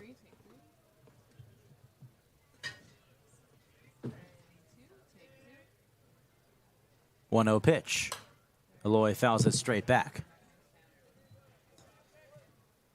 You know, when you get animals mixed in with a baseball game, Kyle, they almost always become team mascots in some form or fashion. Maybe that's what's going to happen here with Franklin. Yeah, you remember the praying mantis, the rally mantis? Which team was that? The Diamondbacks? That was the then Florida Marlins. The Florida back Marlins. in the day. You're right. As this one's outside 2-1. I'm so happy you mentioned that because that actually happened in Philadelphia, which makes sense that you would remember that since you're a Philly guy or you're a Philly fan. That was Clay Hensley of the Marlins back in 2011 who discovered the praying mantis. Swing and a miss, 2-2. You start seeing animals make their appearances. You know, you got the rally squirrel from Skip Schumacher in the 2011 St. Louis Cardinals.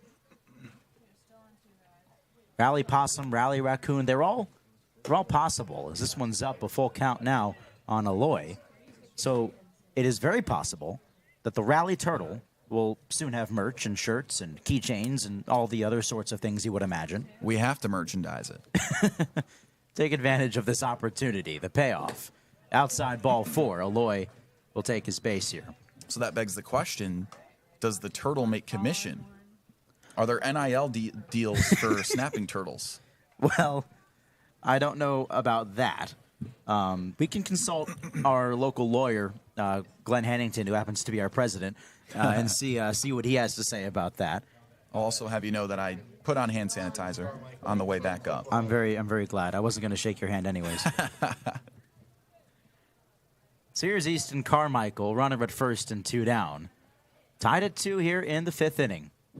Gallet looking for a second scoreless inning of relief. Misses upstairs for ball 1. You ever had any previous experience with animals making fun appearances at baseball games? You know what? Off the top of my head, I can't say I have. Really? No. Well, I've got one for you. Okay. But I don't know if this inning's going to last long enough for me to tell it, but we'll see.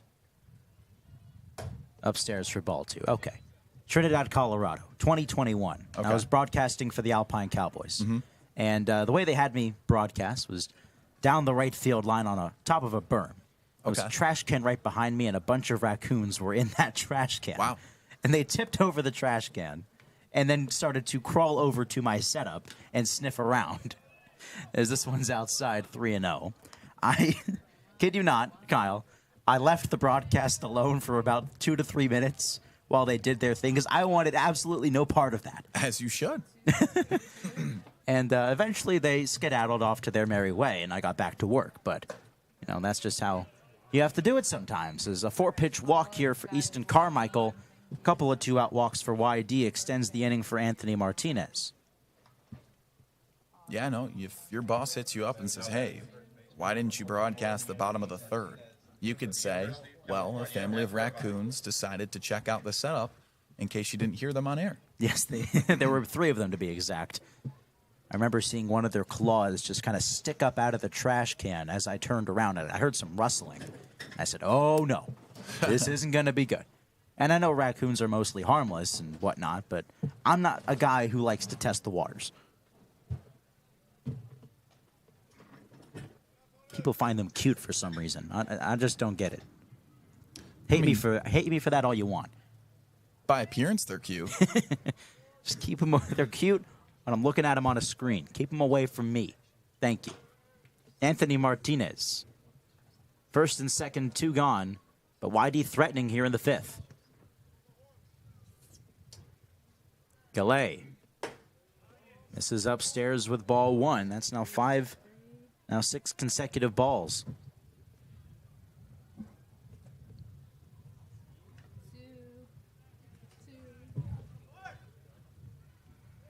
Nobody holding on the runners at first and second. Just trying to get that final out as another ball outside, and Gallet is going to get a visit here from the pitching coach, Eric Luxus. Seems to have just lost all sense of command here after 2 quick outs. Yeah, second visit, too. Is he forced to change arms here? Well, let's wait and see. The home plate umpire pays any notice to it, assuming that he's the crew chief. I don't know if anyone else is in the bullpen. We do have 1 arm up, it looks. Gatemen bullpen situated just beyond the left field line. The left field wall, rather. As the home plate umpire, Robert Melms, makes his way out there to break up the party. So Luxus will leave Gallet in. 2-ball, no strike count. I mean, we've seen multiple, no, we're only 5 games in, but we've seen times mid-at-bat pitching changes. Yep. Couple of balls put in play, couple of putouts, and 2 walks in a row. See if Gallet can walk the tightrope here. Swing and a miss from Martinez. 2-1. Martinez 0 for 2. Both times a ground out to second. The second one was an RBI, though. First and second and 2 gone. 2-1 check swing and just high. In danger of walking the bases loaded here. Drew Burris of Georgia Tech in the on-deck circle.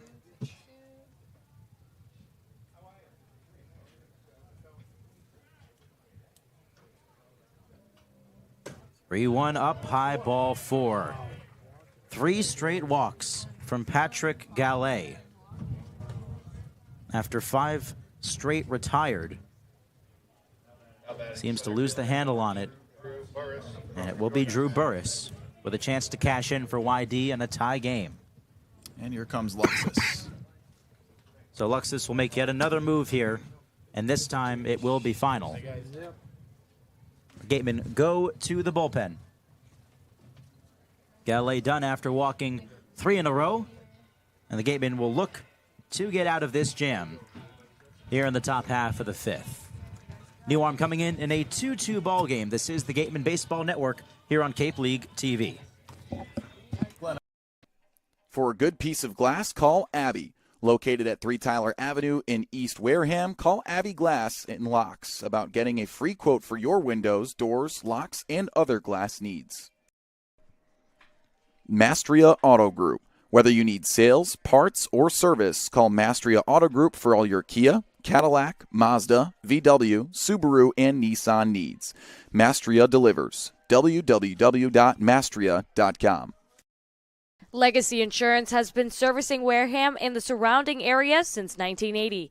Call Legacy Insurance for all your insurance needs at 508-295-1315. Legacy Insurance, your hometown agency. Looking to buy or sell real estate in the South Shore, South Coast, or Cape Cod area? Joanne Stevenson has been selling Massachusetts since 2000. Specializing in residential real estate, she is a part of the #1 Berkshire Hathaway Robert Paul team. Whether you are looking for your first home, vacation home, or relocating, call Joanne Stevenson, your local Wareham agent, for all your real estate needs. A proud sponsor of the Wareham Gatemen. Thanks, Scott. Back here on the Gatemen Baseball Network, powered by Cape League TV, Ethan Eibe and Kyle Marchak. It's a tough situation for the Gatemen here. With 2 gone in the top of the 5th, the bases are loaded, and Arizona's Tony Pluta has been called upon to be the fire extinguisher here for Wareham, Kyle. Yeah, fire extinguisher is a way to put it and a way to describe how he pitches. He comes in high leverage situations for Arizona. He's a guy who only goes as much as 2 innings, really a 1-inning guy. High strikeout rate. He's got a firm fastball sitting 93 to 95 with a slider to pair up with it, and he's had great stuff after his sophomore year with Arizona.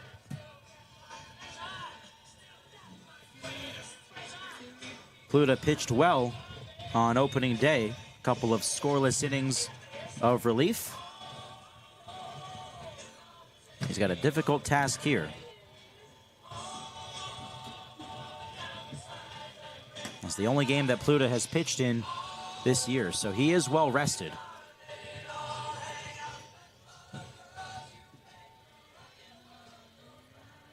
Anthony Martinez at first, Easton Carmichael at second, and Fahiva Aloy at third. Those are the base runners for YD. Don't know what happened to Patrick Yale. 5 straight retired and then just lost all semblance of command, walked 3 in a row, but we'll see if the Gatemen can bail him out here. He is responsible for all 3 of those runners.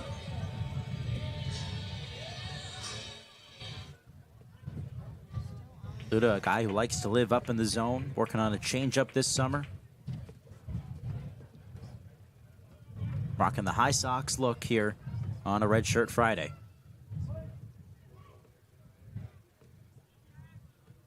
His assignment is Drew Burris out of Georgia Tech, 0 for 2 with a couple of fly ball outs. At the knees just below for ball 1.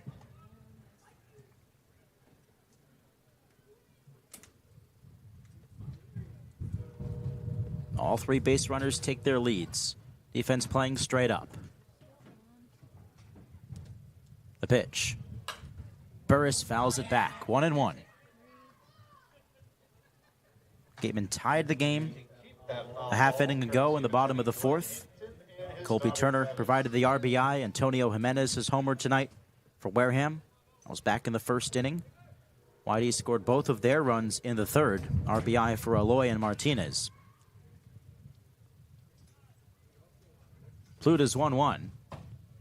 A nice breaking ball hits the outside, 1-2. Perfect spot, too. Putting it in a spot where he knows he's not going to have Burris chasing for it. He's waiting for something firm on the middle in part of the plate. Well, now there's 2 strikes.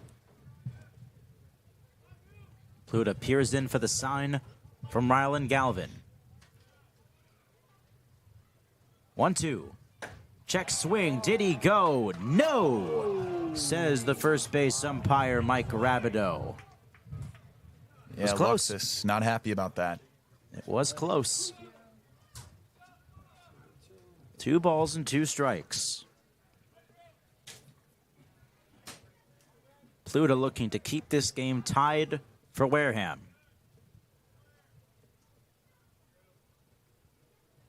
Two.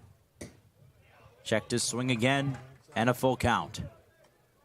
Runners will be on the move here with this next offering.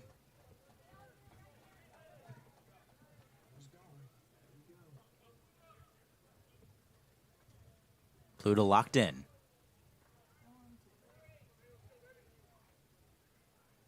Payoff, runners go. Breaking ball fouled off. Just got a piece of it.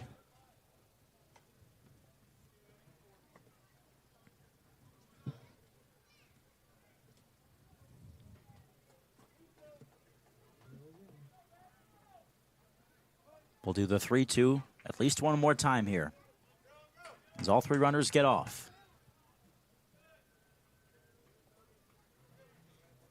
Payoff one more time. Inside ball 4. It gets away from Galvin, and another runner's coming around. That's Carmichael. Throw to the plate. Pluta the tag, and they got him. Carmichael never stopped running after that wild pitch on ball 4. A run does come in to score on the walk. Wakiva Aloy coming in to make it a 3-2 YD lead, but they cut down the potential 4th run at home plate there. Yeah, not your average play, not your average way to end an inning, but any put out they can get, and really uncharacteristic of Pluto, too, to throw a ball away. Now, arm side run, I think, between the batter and, Galvin trying to frame that pitch in the inside, not necessarily what you consider a traditional wild pitch either. An unorthodox way to take the lead, but YD will take it as we go to the bottom half of the 5th inning here at Spillane. 3-2, Yarmouth Dennis over Wareham on the Gatemen Baseball Network, powered by Cape League TV. There and welcome to Wareham Whip Around, the official weekly podcast of the Cape Cod Baseball League's Wareham Gatemen for the 2024 season and beyond. My name is Ethan Eibe, and I'll be a part of the Gatemen broadcast team for the 2024 campaign. Every week I'll be joined by my play-by-play partner Kyle Marchak and sideline reporter Madison Walker to bring you the latest in the world of the Wareham Gatemen. A little bit about us. Madison and I are both entering our senior years at the University of Florida, and our friend Kyle is a rising senior at Virginia Tech. We will have guests from every level of the organization, from players to coaches to front office members, and we can't wait to bring all of that to you. Opening day is just around the corner as well, so make sure to stop by Spillane Field on June 15th as the Gatemen take on the Chatham Anglers to open up the summer. Be sure to follow the Gatemen on Instagram and Twitter at Wareham Gatemen, and check out our Facebook page for updates on the new season. One more thing before I go, if you want to watch Gatemen games this season, please check out CapeLeagueTV.com for free live streams of all 40 regular season games. Once again, that's CapeLeagueTV.com. We look forward to bringing you this podcast every week and can't wait to go on this journey with all of you. Thanks for listening, and we'll be back here real soon. This is the... Welcome back here to the Gatemen Baseball Network on Cape League TV. Ethan Eibe here alongside my good friend Kyle Marchak, who will take you the rest of the way on the play-by-play tonight. Thank you very much, Ethan. That's very kind of you. As he said, Kyle Marchak alongside Ethan Eibe. Right now on the scoreboard it says 3-2. We're awaiting official score decision. It should be a 4-2 score after, or a 3-2 score after an RBI walk on that last play to close out the top of the 5th. So Dylan Vigwe still going to work in his start here for the Red Sox. First pitch, backdoor slider in there for a strike. It's the top of the order. Brendan Summerhill at the dish. 0 for 2 today. Not your average baseball game today. Between a couple of errors, as a swing and a miss is in there for strike 2, and then a visit from our friend Franklin Rico, the snapping turtle. Yeah, that was a whole lot of fun. I don't know quite what's going on with Franklin's whereabouts at the moment, but hopefully Madison can report on that a little bit later on. We'll say hi to her after the 6th inning. Back foot slider misses. 1 ball and 2 strikes. Summerhill hitting 167 through 4 games with the Gatemen so far. I really hope he gets the full Spillane tour today. Oh, yeah. Rico, a small turtle with a big world to conquer. 1-2. Check swing. He did not go. Will Bowers calls him safe, moves to a 2-2 count. The little Franklin that could. The little Franklin that could. Isn't there already a Franklin the Turtle out there? Yeah, that's like a baby show, isn't it? Yeah. Well, let's not say it's just for babies now. Okay, is that what you watched last night? No. Okay. 2-2. Outside, working a full count now after being down 0-2 is Summerhill. I'm Googling this because I need my memory refreshed. Franklin the Turtle. Yeah, it's called Franklin. Yep, it's just called Franklin. That is a show about a turtle named Franklin. 3-2. And here's a cue shot to the left side. Give him a base knock. Not the way Summerhill drew it up, but he will certainly take it. That one off the end of the bat. In there for his 2nd hit in his Cape League inaugural season. So Summerhill aboard. That's Antonio Jimenez that's going to step in. Out of Miami, just hit the transfer portal. Solo shot in the 1st. Sparked the offense between these two foes. Since then, it was 1 run just last inning for the Gatemen on an RBI knock from Colby Turner. Summerhill, a small lead off of 1st. And a get me over curveball is just above the zone. 1-0. So, Ethan, you want to have any guess as to who found the turtle and designated it as the honorary mascot? What do you mean? In the dugout for the Gatemen. Oh, so it wasn't Kyler who found it? No. So do you know who found it? It was a player. Okay. Was it Bobby Bozer? Easy guess. Ding, ding, ding. I can't believe I got that. 1-1 count here to Jimenez. So we know Bobby is one with nature. He is. Fastball inside. 2-1. Of course, it's Bobby Bozer that finds the turtle in the dugout. And he's like, okay, Franklin Rico. I don't know why. Couldn't tell you where he got the name from, but his name's Franklin Rico now. Did Bobby come up with that name, or did Kyler come up with that name? You know what? Actually, that's a good question. 2-1 is outside, working to a 3-1 count as Jimenez with Summerhill on first. Yeah, you know what? We'll have to do some investigative reporting. Maybe we could get Maddie in on that, too, to figure out whether or not it was Bobby Bozer that did name the turtle Franklin Rico, which my mind tells me that would be the case, or it was our videographer, Kyler Armstrong. 3-1 deal to Jimenez. Summerhill goes, and there's a jack to left center. Given chases Burris at the wall. He dives, and that one falls in the grass. Summerhill scampering to third as the throw comes in. Another extra base knock for Jimenez. Is this kid locked in or what? Couple of hits tonight, both of the extra base variety. Summerhill had no choice but to hold up there at second base. Wait and see if Burris was going to be able to track that ball down deep in left center. And that's why he ends up at third. Otherwise, he could have scored easily. Yeah, tough one to read as Burris gave chase in center, a guy who fields that position well, but couldn't snuff it out. So now you've got second and third occupied for Murph Gray, easily the hottest bat in the lineup for the Gatemen so far. And Gray's 1 for 2 with a double and a ground out. Ambling out of the dugout for the YD Red Sox right now, in the appearance of making a pitching change, is the field manager, Scott Pickler. We'll see what his decision is here with the entire infield coming in. You'd like to think it's perhaps Dylan Vigwe's day. Yep, and they're going to go to a righty out of the bullpen. Vigwe's done with a couple of knocks to start off this inning. It's going to be a new arm out of the Red Sox bullpen. We'll step away for a moment. You're listening to Wareham Gatemen Baseball on the Gatemen Baseball Network, powered by Cape League TV. Whatever your technology needs are, Secure One can help. Learn more at securone.com. SecureWON.com.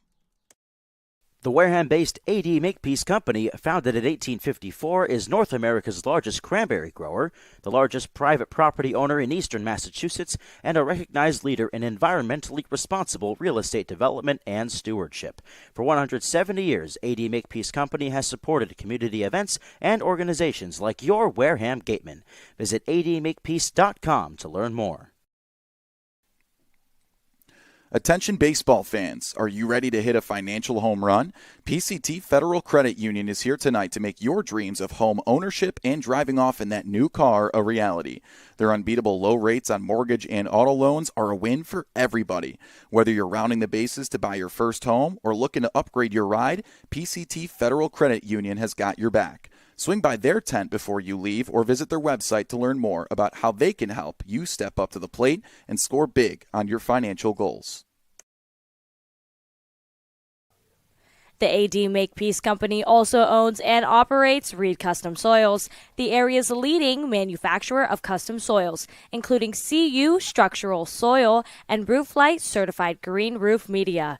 Reed Custom Soil is also a manufacturer and distributor of baseball infield mix and conditioners. To learn more, visit www.reedcustomsoils.com. Back at Spillane Field on the Gatemen Baseball Network, powered by Cape League TV. Kyle Marchak with Ethan Eibe as we sit here in the bottom of the fifth. The Gatemen with a couple of knocks to start off this fifth inning. They're down 3-2 with the YD Red Sox in town, and the game-tying run stands on third base. Go-ahead guy on second. So that calls for a pitching change for the Red Sox. Dylan Vigwe's day is done. He's responsible for both runners in scoring position here, and it's going to be Gavin Jones, the righty, out of Kent State, taking over here. So the tall righty taking over. 3-0 record in the NCAA this year in the MAC with Kent State. Had some good stuff as a sophomore, over 28 2/3 innings pitched. On top of that, a defensive replacement in left. Cameron Kim replaced by Jonathan Kim, no relation. which surprises me. I thought with a last name quite like that on the same team, you'd find that. There was a pretty cool story on the Cape Cod League website the other day about about a duo of brothers in the on the Chatham Anglers, the Witherspoon brothers. Both pitchers. Baseball is a family thing, right? And that's definitely what we've seen, both metaphysically, metaphorically, and literally. Malachi and Kyson Witherspoon. So you don't see it too often, but brothers on the same team. Reminds me of BJ and Melvin Upton. Or Yeah. BJ and Melvin Upton are the same person. My mistake. BJ and Justin Upton. Forgot how many times BJ changed his name. All right, so we recenter here on the baseball game in front of us. 3-2 score. Red Sox lead it, but the Gatemen knocking on the doorstep. At the dish, first batter for Gavin Jones, it's Murph Gray, the hottest bat in the lineup. First offer, and an off-speed's in the dirt. 1 ball and no strikes. Man, can we go awry sometimes on this broadcast? Are you kidding me? And with baseball, too.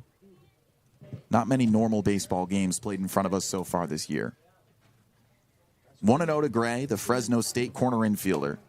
And a fastball is down low. Sometimes things just drop out of the sky like turtles, among other things. Among other things.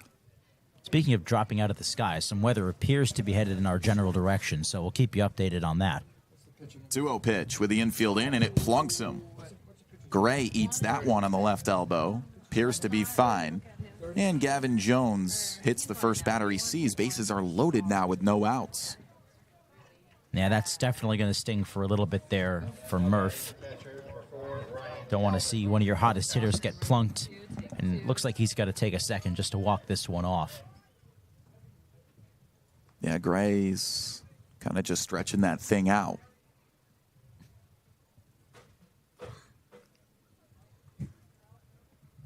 Murph Gray will continue that conversation. The hottest bat on an otherwise league average offense this year. The team 5th in batting average, 9th in homers, 4th in slugging, 5th in OPS, but Murph has just been a stud. He's among the top 10 in batting average as well as slugging percentage. 375 postmark at the dish coming into this contest. Bases juiced, first pitch, and a slide piece is down low. Rowland Galvin's turn at the dish. Before Jimenez, he was the only home run coming into this contest. And Jimenez on second here.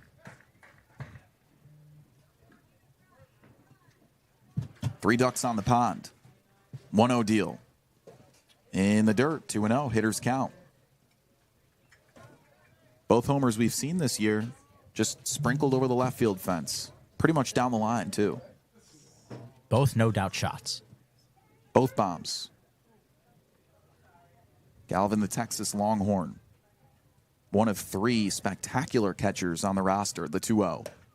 In there. Jacob Jarrell arriving today out of Clemson University. Number 35 ranked prospect out of the ACC for the 2025 draft. Galvin, the hottest bat of the catching trio.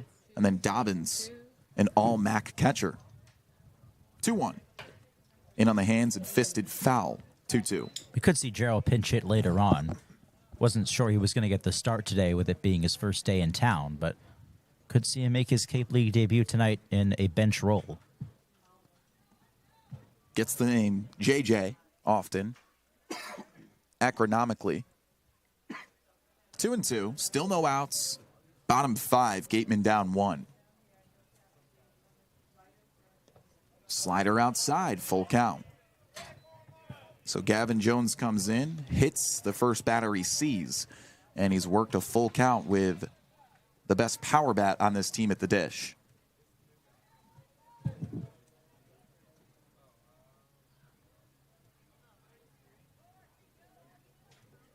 Galvin was good from the get-go in college. Made 22 starts behind the dish at Texas as a freshman. 3-2, swinging a chopper right side, through and into right field for a base hit. 1 run scores, Jimenez racing home. He'll score easily, throw to third, forget about it.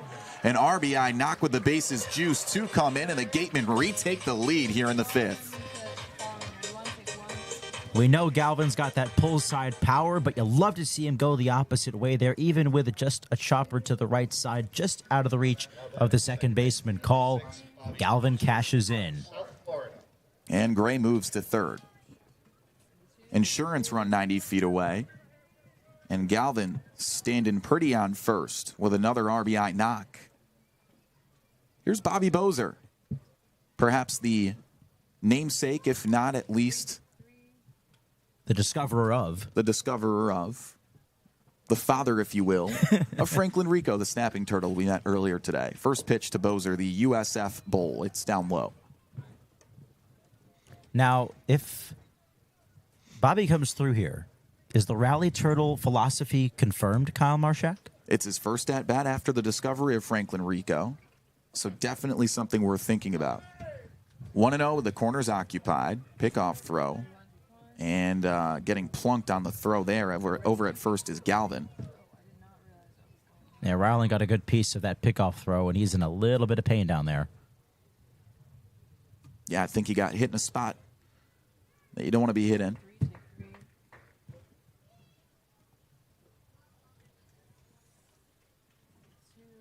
But Bobby Bozer has put a lot of balls in play. I mean, on draft boards, a guy with just great plate discipline. That's really kind of his MO. He's a high on base guy with USF. This year, though, a peculiar start to the season. Just one knock so far, but a ton of hard hit balls. You talk about luck not being in your favor. Yeah, absolutely. Bobby's, he's hitting the ball hard. He's having competitive at-bats. He's got that gap-to-gap power. It's going to shine through at some point. It's not a matter of if, but when. And we mentioned that he started a similar spell to start last year's Cape Cod season before getting hot. And here we are. 1-0. And the curve in there. 1 ball, 1 strike. Hit .299 in 34 games with South Florida this year. All-star with the Gatemen. 1-1. Jones toes the first base side of the rubber and lets it rip. Here's a hard chopper to the left side, gloved by McGee. Throw to second in time, return to first is there as well. 2 outs, it's a twin killing, but a run scores. How about that? Bozer with his first RBI knock of the year. His second RBI knock of the year, pardon me. Well, they're not going to call it a run batted in. But he drives in a run nonetheless. It's a productive out. It's a productive out. That's the point. That's all that matters for Bobby Bozer. Hey, while Bozer catches his rhythm, so do I. Yeah. Up here in the booth. 5-3 score. Gatemen extend their lead. They're up by 2 with 2 away here in the bottom of the 5th. Johan Desero's turn. 1 for 2. Ground out and a double. Base is empty now, and the first pitch is way upstairs. Talk about a guy who's also been finding his stride at the plate. Another double to left center field. We saw that against Orleans 3 nights ago. And that one chopped to the right side. A Sunday hop for the first baseman, Martinez. He handles it, and that is out number 3. So not your particular inning for the Gatemen, but they filled up the bases and then emptied them. How about an RBI knock? Antonio Jimenez set things up with that double, and then it was Galvin who came through with that single. So 3 runs come in, and the Gatemen retake the lead 5-3. We'll head to the top of the 6th. It's the Gatemen Baseball Network, powered by Cape League TV.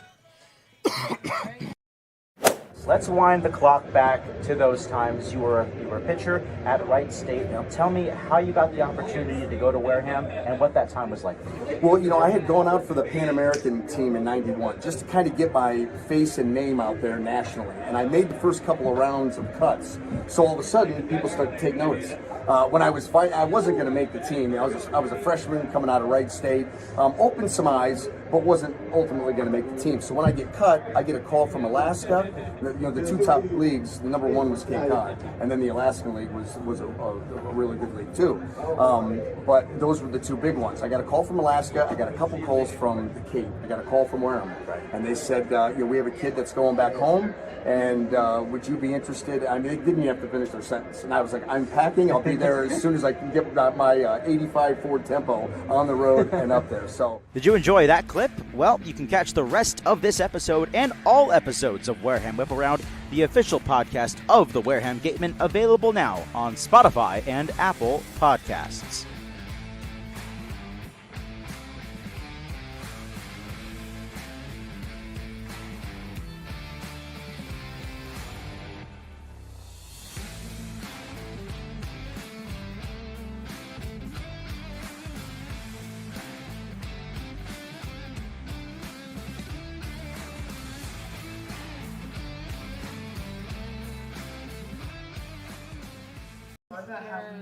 The ones for the outfield camera out there. Back on the Gatemen Baseball Network, powered by Cape League TV. As the Gatemen power back, it's a 5-3 score here as we head to the top of the 6th.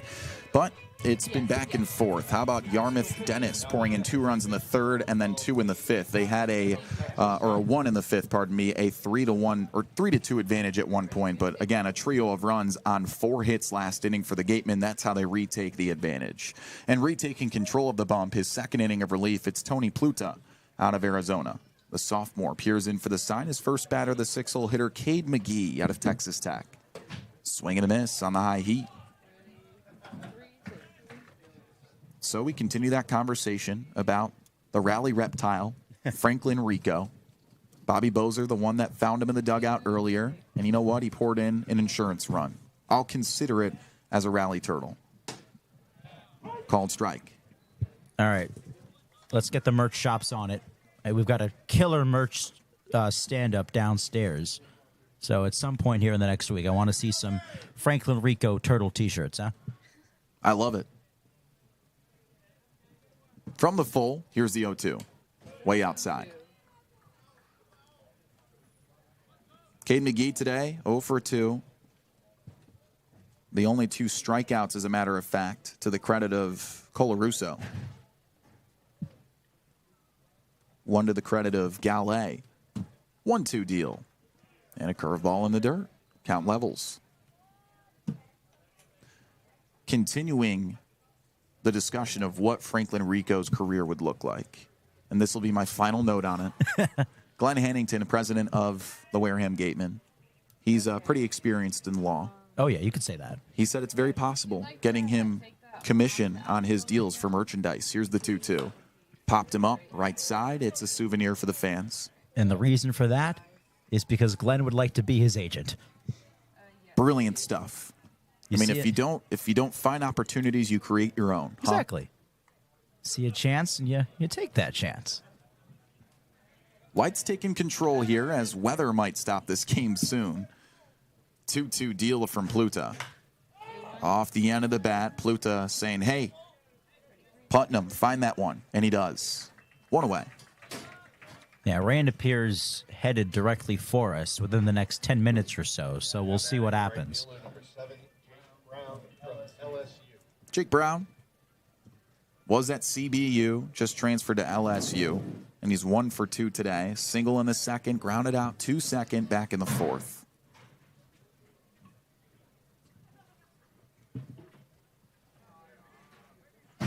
Righty on lefty. 0-1. Fastball first guy. And with that approach, Tony told me the most he's ever thrown in college is 2 innings at a time. He said it's really rare that he actually goes back out on the mound after 3 outs of baseball. 0-1. Arm side run, and it misses the zone. He did tell me, though, his introduction to college baseball was a high-leverage situation. They were down 5-1 in his first appearance, and he threw 2 innings and actually did really well. Curveball rolled right past him. Shortstop behind him as Jimenez gobbles it up. The throw is high, and he pulls Putnam off the bag.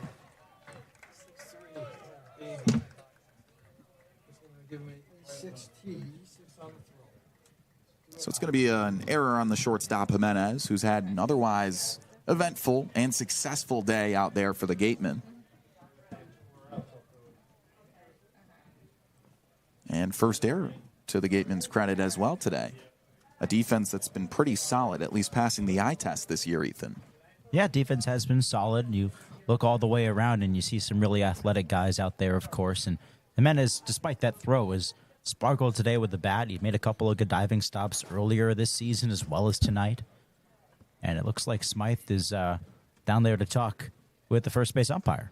What pleasantries do you think are being exchanged in a conversation like this? Well, I don't want to speak for Ryan.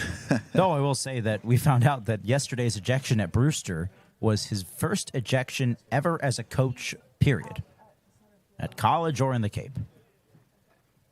I wonder if he even knew what to do in that situation. All he knew to do was ask his wife to grab him a Coke. That's what he did. Ended up hanging out in his car for the rest of the night. As one should. Hard-fought game. Do you think he was listening to us? I hope not. No, we had guests on. At that point, we had almost diverted away from the baseball game. At that point, when you're dealing with a 15-2 blowout or whatever it might have been at that time, that's what you got to do. You find ways to have fun. So Ryan Sprock's day is done. It's going to be a pinch hitter. From Kennesaw State University. Taking over for him, Jackson Chirello, out of Kennesaw State. A pipeline for this team. Here comes the rain, Kyle. First sprinkles coming in here. That's Spillane. One away, runner on first. Gatemen still on top 5-3. First pitch to the lefty, Chirello, pinch hitting. It's upstairs and outside. Chirello, first summer in the Cape, sophomore out of Kennesaw State, and a .290 hitter last year. Pluta sets. Here's the 1-0. At the knees, ball 2.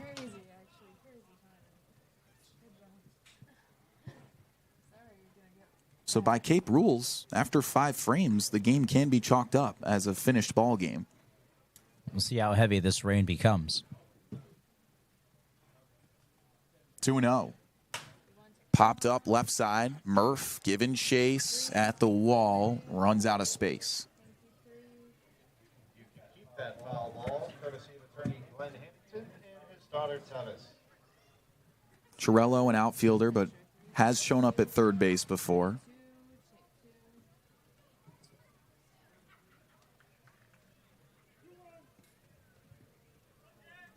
One for 3 on the year so far. Okay, that's fine. I like that we're seeing Franklin over at 3. That's really funny. Brushes him off the dish with the slide piece there.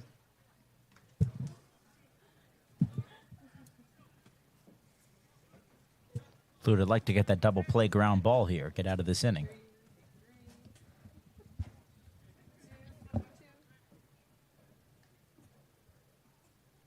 Three-one deal. Rolled foul. Full count. Tony doesn't seem like a guy who'd mind the rain too much. He's built different. Oh, yeah. I've begun to learn that about him. I have one good example of why he's built different. Numbers involved. Oh, yeah, I think I know where you're going with this. 3-2 with 1 away. Here's the deal. Line through the right side. It's in there for a base knock. Rounding second, the lead runner, Brown. He's going to go to third. The throw, and now it's a pickle. Murph chasing him down. Back to the shortstop, and Bozer, the second baseman, makes a tag. Throw to second. No, he's safe there. So Chirello sneaks into second on a pickle between third and second. And out is collected, but a runner in scoring position with 2 away. I'll put it 9-5-6 on the putout there on Jake Brown, rounding second base there. I mean, that was first a terrific throw from Padanu. Got it in towards Murph Gray, and then alertly getting it to Bobby Bozer, applying the tag. And, well, they almost ended up getting out of the inning there. For those scoring at home, good luck. Yeah, that's what I'm saying right now. So now it's Jonathan Kim stepping up to the dish. No relation to Cameron Kim. Now batting number 21, Jonathan Kim from Michigan. Jonathan Kim replacing Cameron Kim in the lineup. Cameron Kim does have 3 siblings, none of which by the name Jonathan. Go figure. 2 different types of ball players, too. Here's the speedy lefty, Jonathan Kim. Runner on second with 2 away, and the first pitch is down low. So to my point about Pluta being built different, well, at 5'8", first of all, you have to be literally physically built different to throw 95 miles an hour. And he is. At the height of 5'8". Now, numerically, my example is the fact that he squats 3 plates. Oh, my. I've seen it in person, a freak of nature. 1-0 deal. Fouled off. Jonathan Kim, on the other hand, out of Michigan.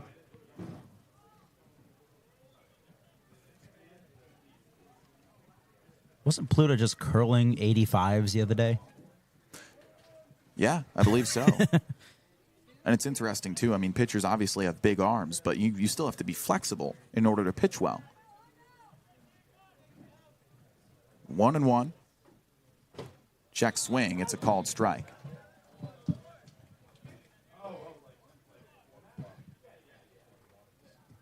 Rain beginning to sprinkle here. As the lights illuminate Spillane Field in front of us.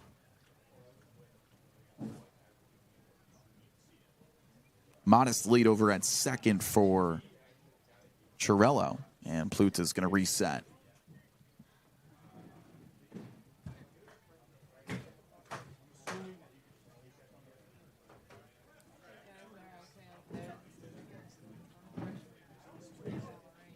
Pluta ready.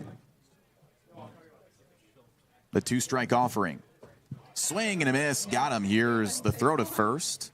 In time, and that retires the side. Pluta pumped up, and he should be. Fighting through an awkward inning and continues to manage a 0 ERA. How about the Gatemen staying up? 5-3 your score. Bottom half of the inning coming up next on the Gatemen Baseball Network, powered by Cape League TV. First up, the prize currently. There and welcome to Wareham Whip Around, the official weekly podcast of the Cape Cod Baseball League's Wareham Gatemen for the 2024 season and beyond. My name is Ethan Eibe, and I'll be a part of the Gatemen broadcast team for the 2024 campaign. Every week I'll be joined by my play-by-play partner Kyle Marchak and sideline reporter Madison Walker to bring you the latest in the world of the Wareham Gatemen. A little bit about us. Madison and I are both entering our senior years at the University of Florida, and our friend Kyle is a rising senior at Virginia Tech. We will have guests from every level of the organization, from players to coaches to front office members, and we can't wait to bring all of that to you. Opening day is just around the corner as well, so make sure to stop by Spillane Field on June 15th as the Gatemen take on the Chatham Anglers to open up the summer. Be sure to follow the Gatemen on Instagram and Twitter at Wareham Gatemen, and check out our Facebook page for updates on the new season.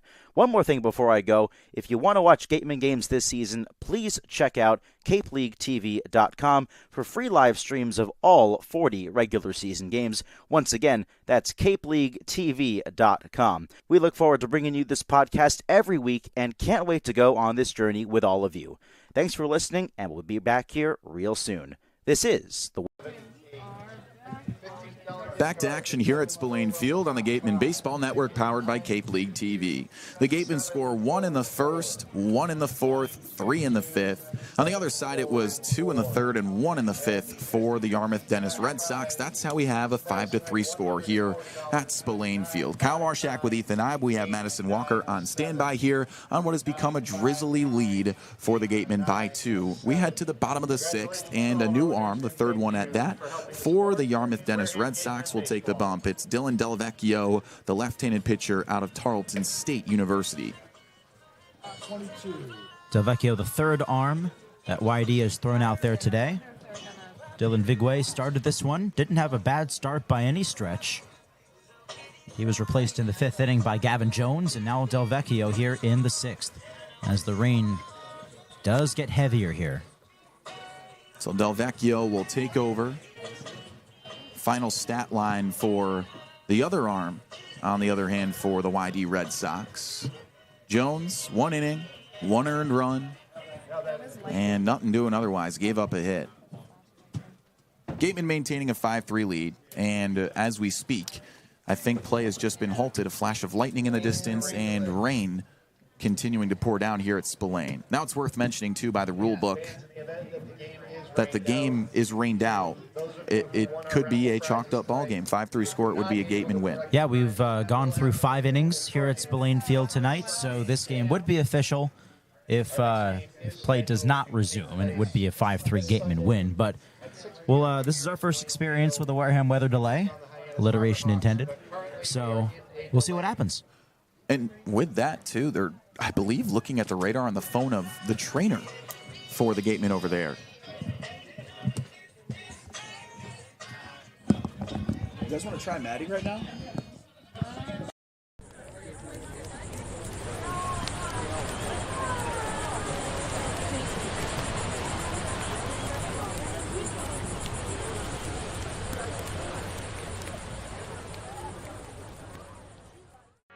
Here at the Mass State Lottery, we're known for our monster wins. But there's no bigger win than the $1 billion we provide each year to support all 351 cities and towns in Massachusetts. In our game, we know that supporting local businesses and helping communities is how we all win. Because at the lottery, we're all playing for the home team. The Mass State Lottery. Welcome to the state of winning.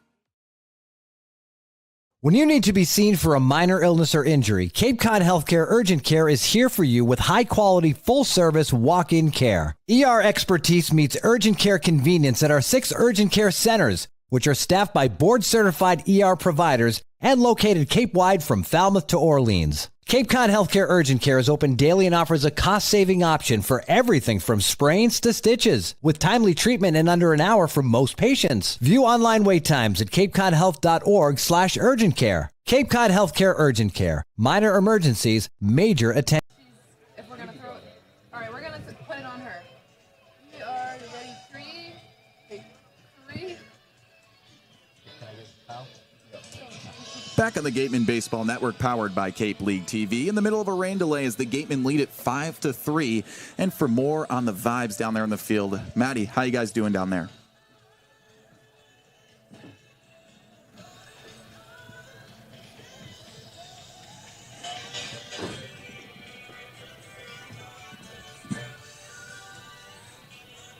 All right, so we might have gotten rained out a little bit there, so we can't get her down there. We apologize for the technical difficulties. And you know what? This ball game might be rained out too. But as you can see in her left hand, we've got Franklin Rico down there, so we know the snapping turtle's doing well, Ethan. That really is the most important thing about all of this. Hopefully post-game we can have a little chat with Franklin to catch up on his day, see how he's doing, talk about his experiences of the day. I mean, it's really an incredible time for a young turtle, just being welcomed into the world. This guy can't be older than a couple of weeks. I mean, he's so small, but he's already had quite a day, and he's been given his fair share of airtime, wouldn't you say? And that begs the question, too, how does a snapping turtle end up in the dugout of the Wareham Gatemen? That as well. But like I said, that's why rally animals in baseball exist. There's a reason that turtle ended up in the dugout. There's a reason Bobby Bozer was the one who found it. Of course it had to be Bobby. It couldn't have been anyone else. It doesn't work if it's anyone else. It had to have been Bobby Bozer. So, like I said, might result in a win tonight. It resulted in a run scoring on Bobby's next plate appearance. So we'll have to take a look down the line here and see how this really does impact the Gatemen's performance. Absolutely. Well, though, for those listening at home, a minimum of a 15-minute delay. We're about 5 minutes into that right now. So make sure to tune back in about double digits time, and hopefully we've got some baseball to be played here. 5-3 score, Gatemen lead it. If it's called, it's a ball game in their favor. We'll be back in a moment on the Gatemen Baseball Network, powered by Cape League TV. Let's wind the clock back to those times. You were a pitcher at Wright State. Now tell me how you got the opportunity to go to Wareham and what that time was like for you. Well, I had gone out for the Pan American team in '91 just to kind of get my face and name out there nationally. And I made the first couple of rounds of cuts. So all of a sudden, people started to take notice. When I was fighting, I wasn't going to make the team. I was a freshman coming out of Wright State, opened some eyes, but wasn't ultimately going to make the team. So when I get cut, I get a call from Alaska. The two top leagues, the number one was Cape Cod, and then the Alaskan League was a really good league too. But those were the two big ones. I got a call from Alaska. I got a couple calls from the Cape. I got a call from Wareham, and they said, we have a kid that's going back home, and would you be interested? I mean, they didn't even have to finish their sentence, and I was like, I'm packing. I'll be there as soon as I can get my 85 Ford Tempo on the road and up there. So, did you enjoy that clip? Well, you can catch the rest of this episode and all episodes of Wareham Whip Around, the official podcast of the Wareham Gatemen, available now on Spotify and Apple Podcasts.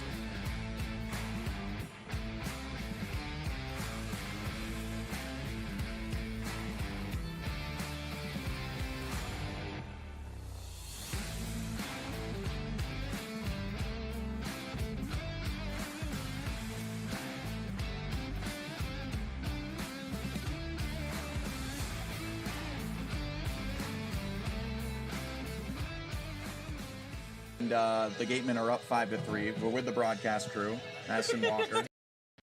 Let's wind the clock back to those times. You were a pitcher at Wright State. Now tell me how you got the opportunity to go to Wareham and what that time was like for you. Well, I had gone out for the Pan American team in '91 just to kind of get my face and name out there nationally. And I made the first couple of rounds of cuts. So all of a sudden, people started to take notice. When I was fighting, I wasn't going to make the team. I was a freshman coming out of Wright State, opened some eyes, but wasn't ultimately going to make the team. So when I get cut, I get a call from Alaska. The two top leagues, the number one was Cape Cod, and then the Alaskan League was a really good league too.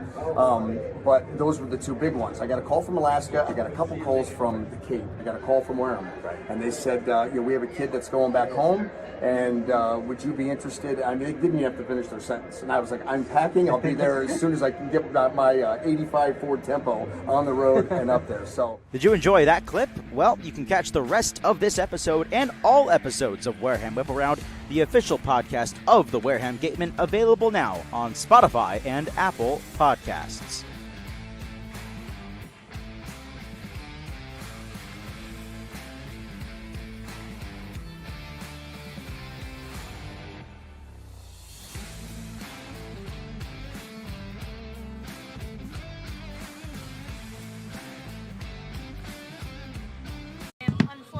Very wet.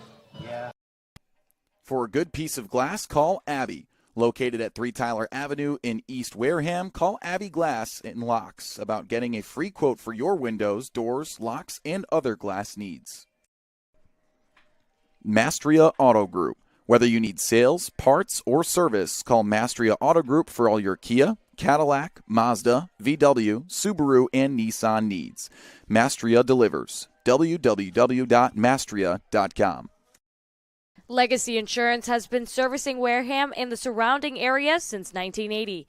Call Legacy Insurance for all your insurance needs at 508-295-1315. Legacy Insurance, your hometown agency. Looking to buy or sell real estate in the South Shore, South Coast, or Cape Cod area? Joanne Stevenson has been selling Massachusetts since 2000. Specializing in residential real estate, she is a part of the #1 Berkshire Hathaway Robert Paul team. Whether you are looking for your first home, vacation home, or relocating, call Joanne Stevenson, your local Wareham agent, for all your real estate needs. A proud sponsor of the Wareham Gatemen.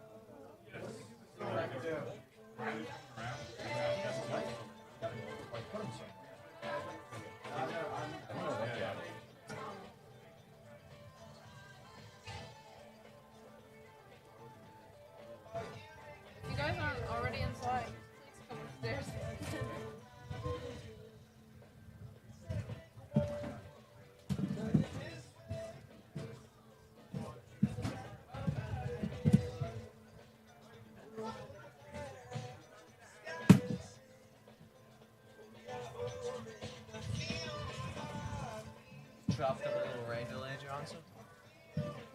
It's pretty crazy. Rain delay. Here you go. Pretty crazy.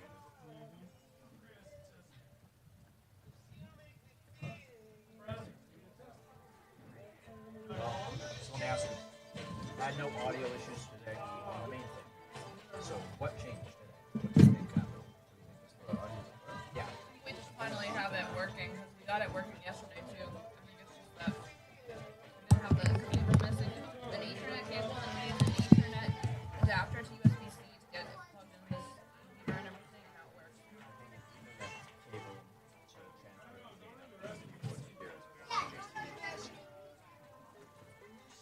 Gotcha.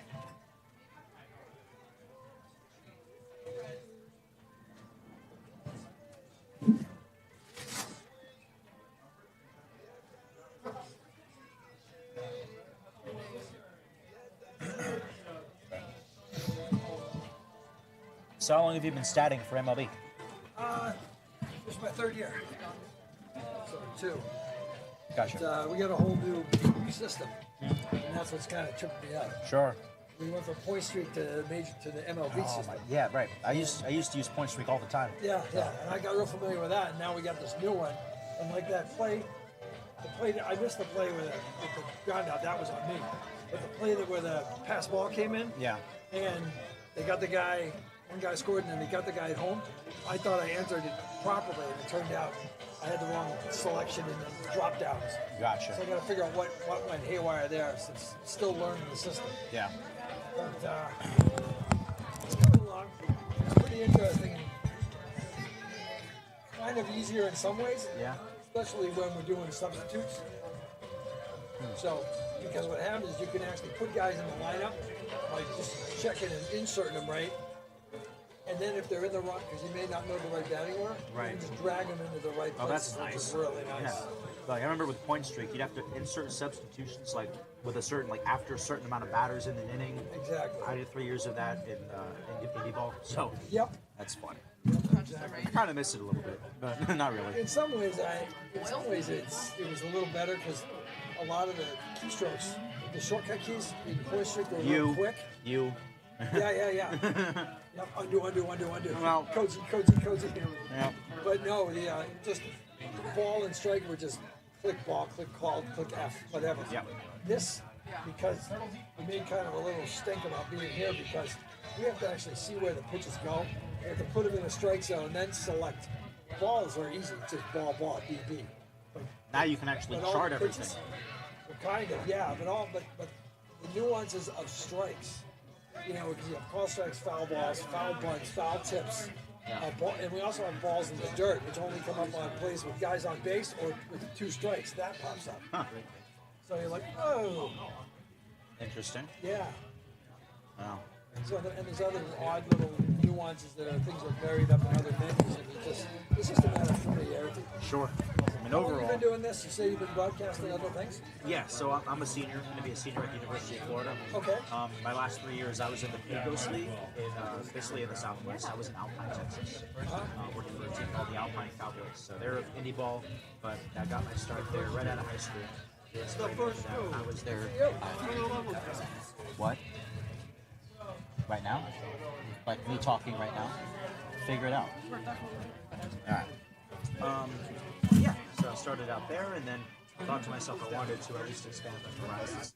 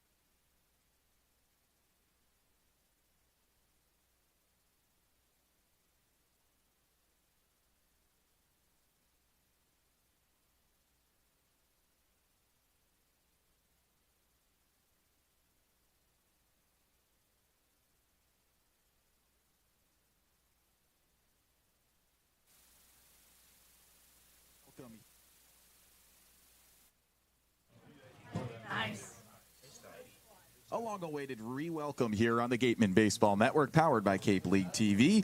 Well, you guys can't see us, but you can hear us, so we'll just tell you the story. The game has been called. It's a final score of 5-3 in favor of the Gatemen, who powered back. Although this game happened in 6 innings, it was a comeback effort in what ended up being late innings. Kyle Marchak alongside Ethan Eibe, Madison Walker on standby as well.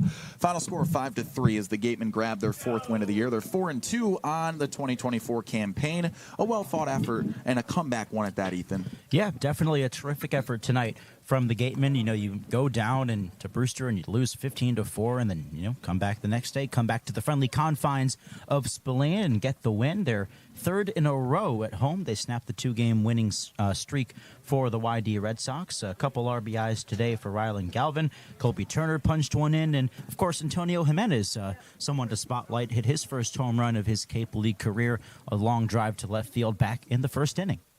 And to extend upon that, too, the team that the Gatemen are chasing in the West Division is Hyannis. And they actually got stopped by weather, too, and they fell shy of a win. Their first loss of the year. They're 4-1 now in 2024 after a 4-2 loss in 8 innings against Kituitt today. So Wareham just a half a game behind Hyannis in the West Division now, and that moves us on to Bourne. But let's chat with Madison Walker on standby as well. Madison, a lot of weather today, huh? Thank you, guys. Yeah, I was actually on the field trying to do a live hit when it happened, but lightning was coming down, rain was coming down. The other team was running to their bus. Everyone was just trying to get out of the situation. When it came down, it came really hard out of nowhere. I think it was honestly best bet to call the game. I saw multiple lightning strikes. I think it's in everyone's best interest and safety. But looking at the game, I think Antonio Jimenez did absolutely incredible tonight with his home run and his double. And I also want to comment on Rylan Galvin, his 2 RBI single with bases loaded, no outs. I think he really stepped up to the plate, kind of put things in action, and I think that later in the innings we kind of got our at-bats figured out.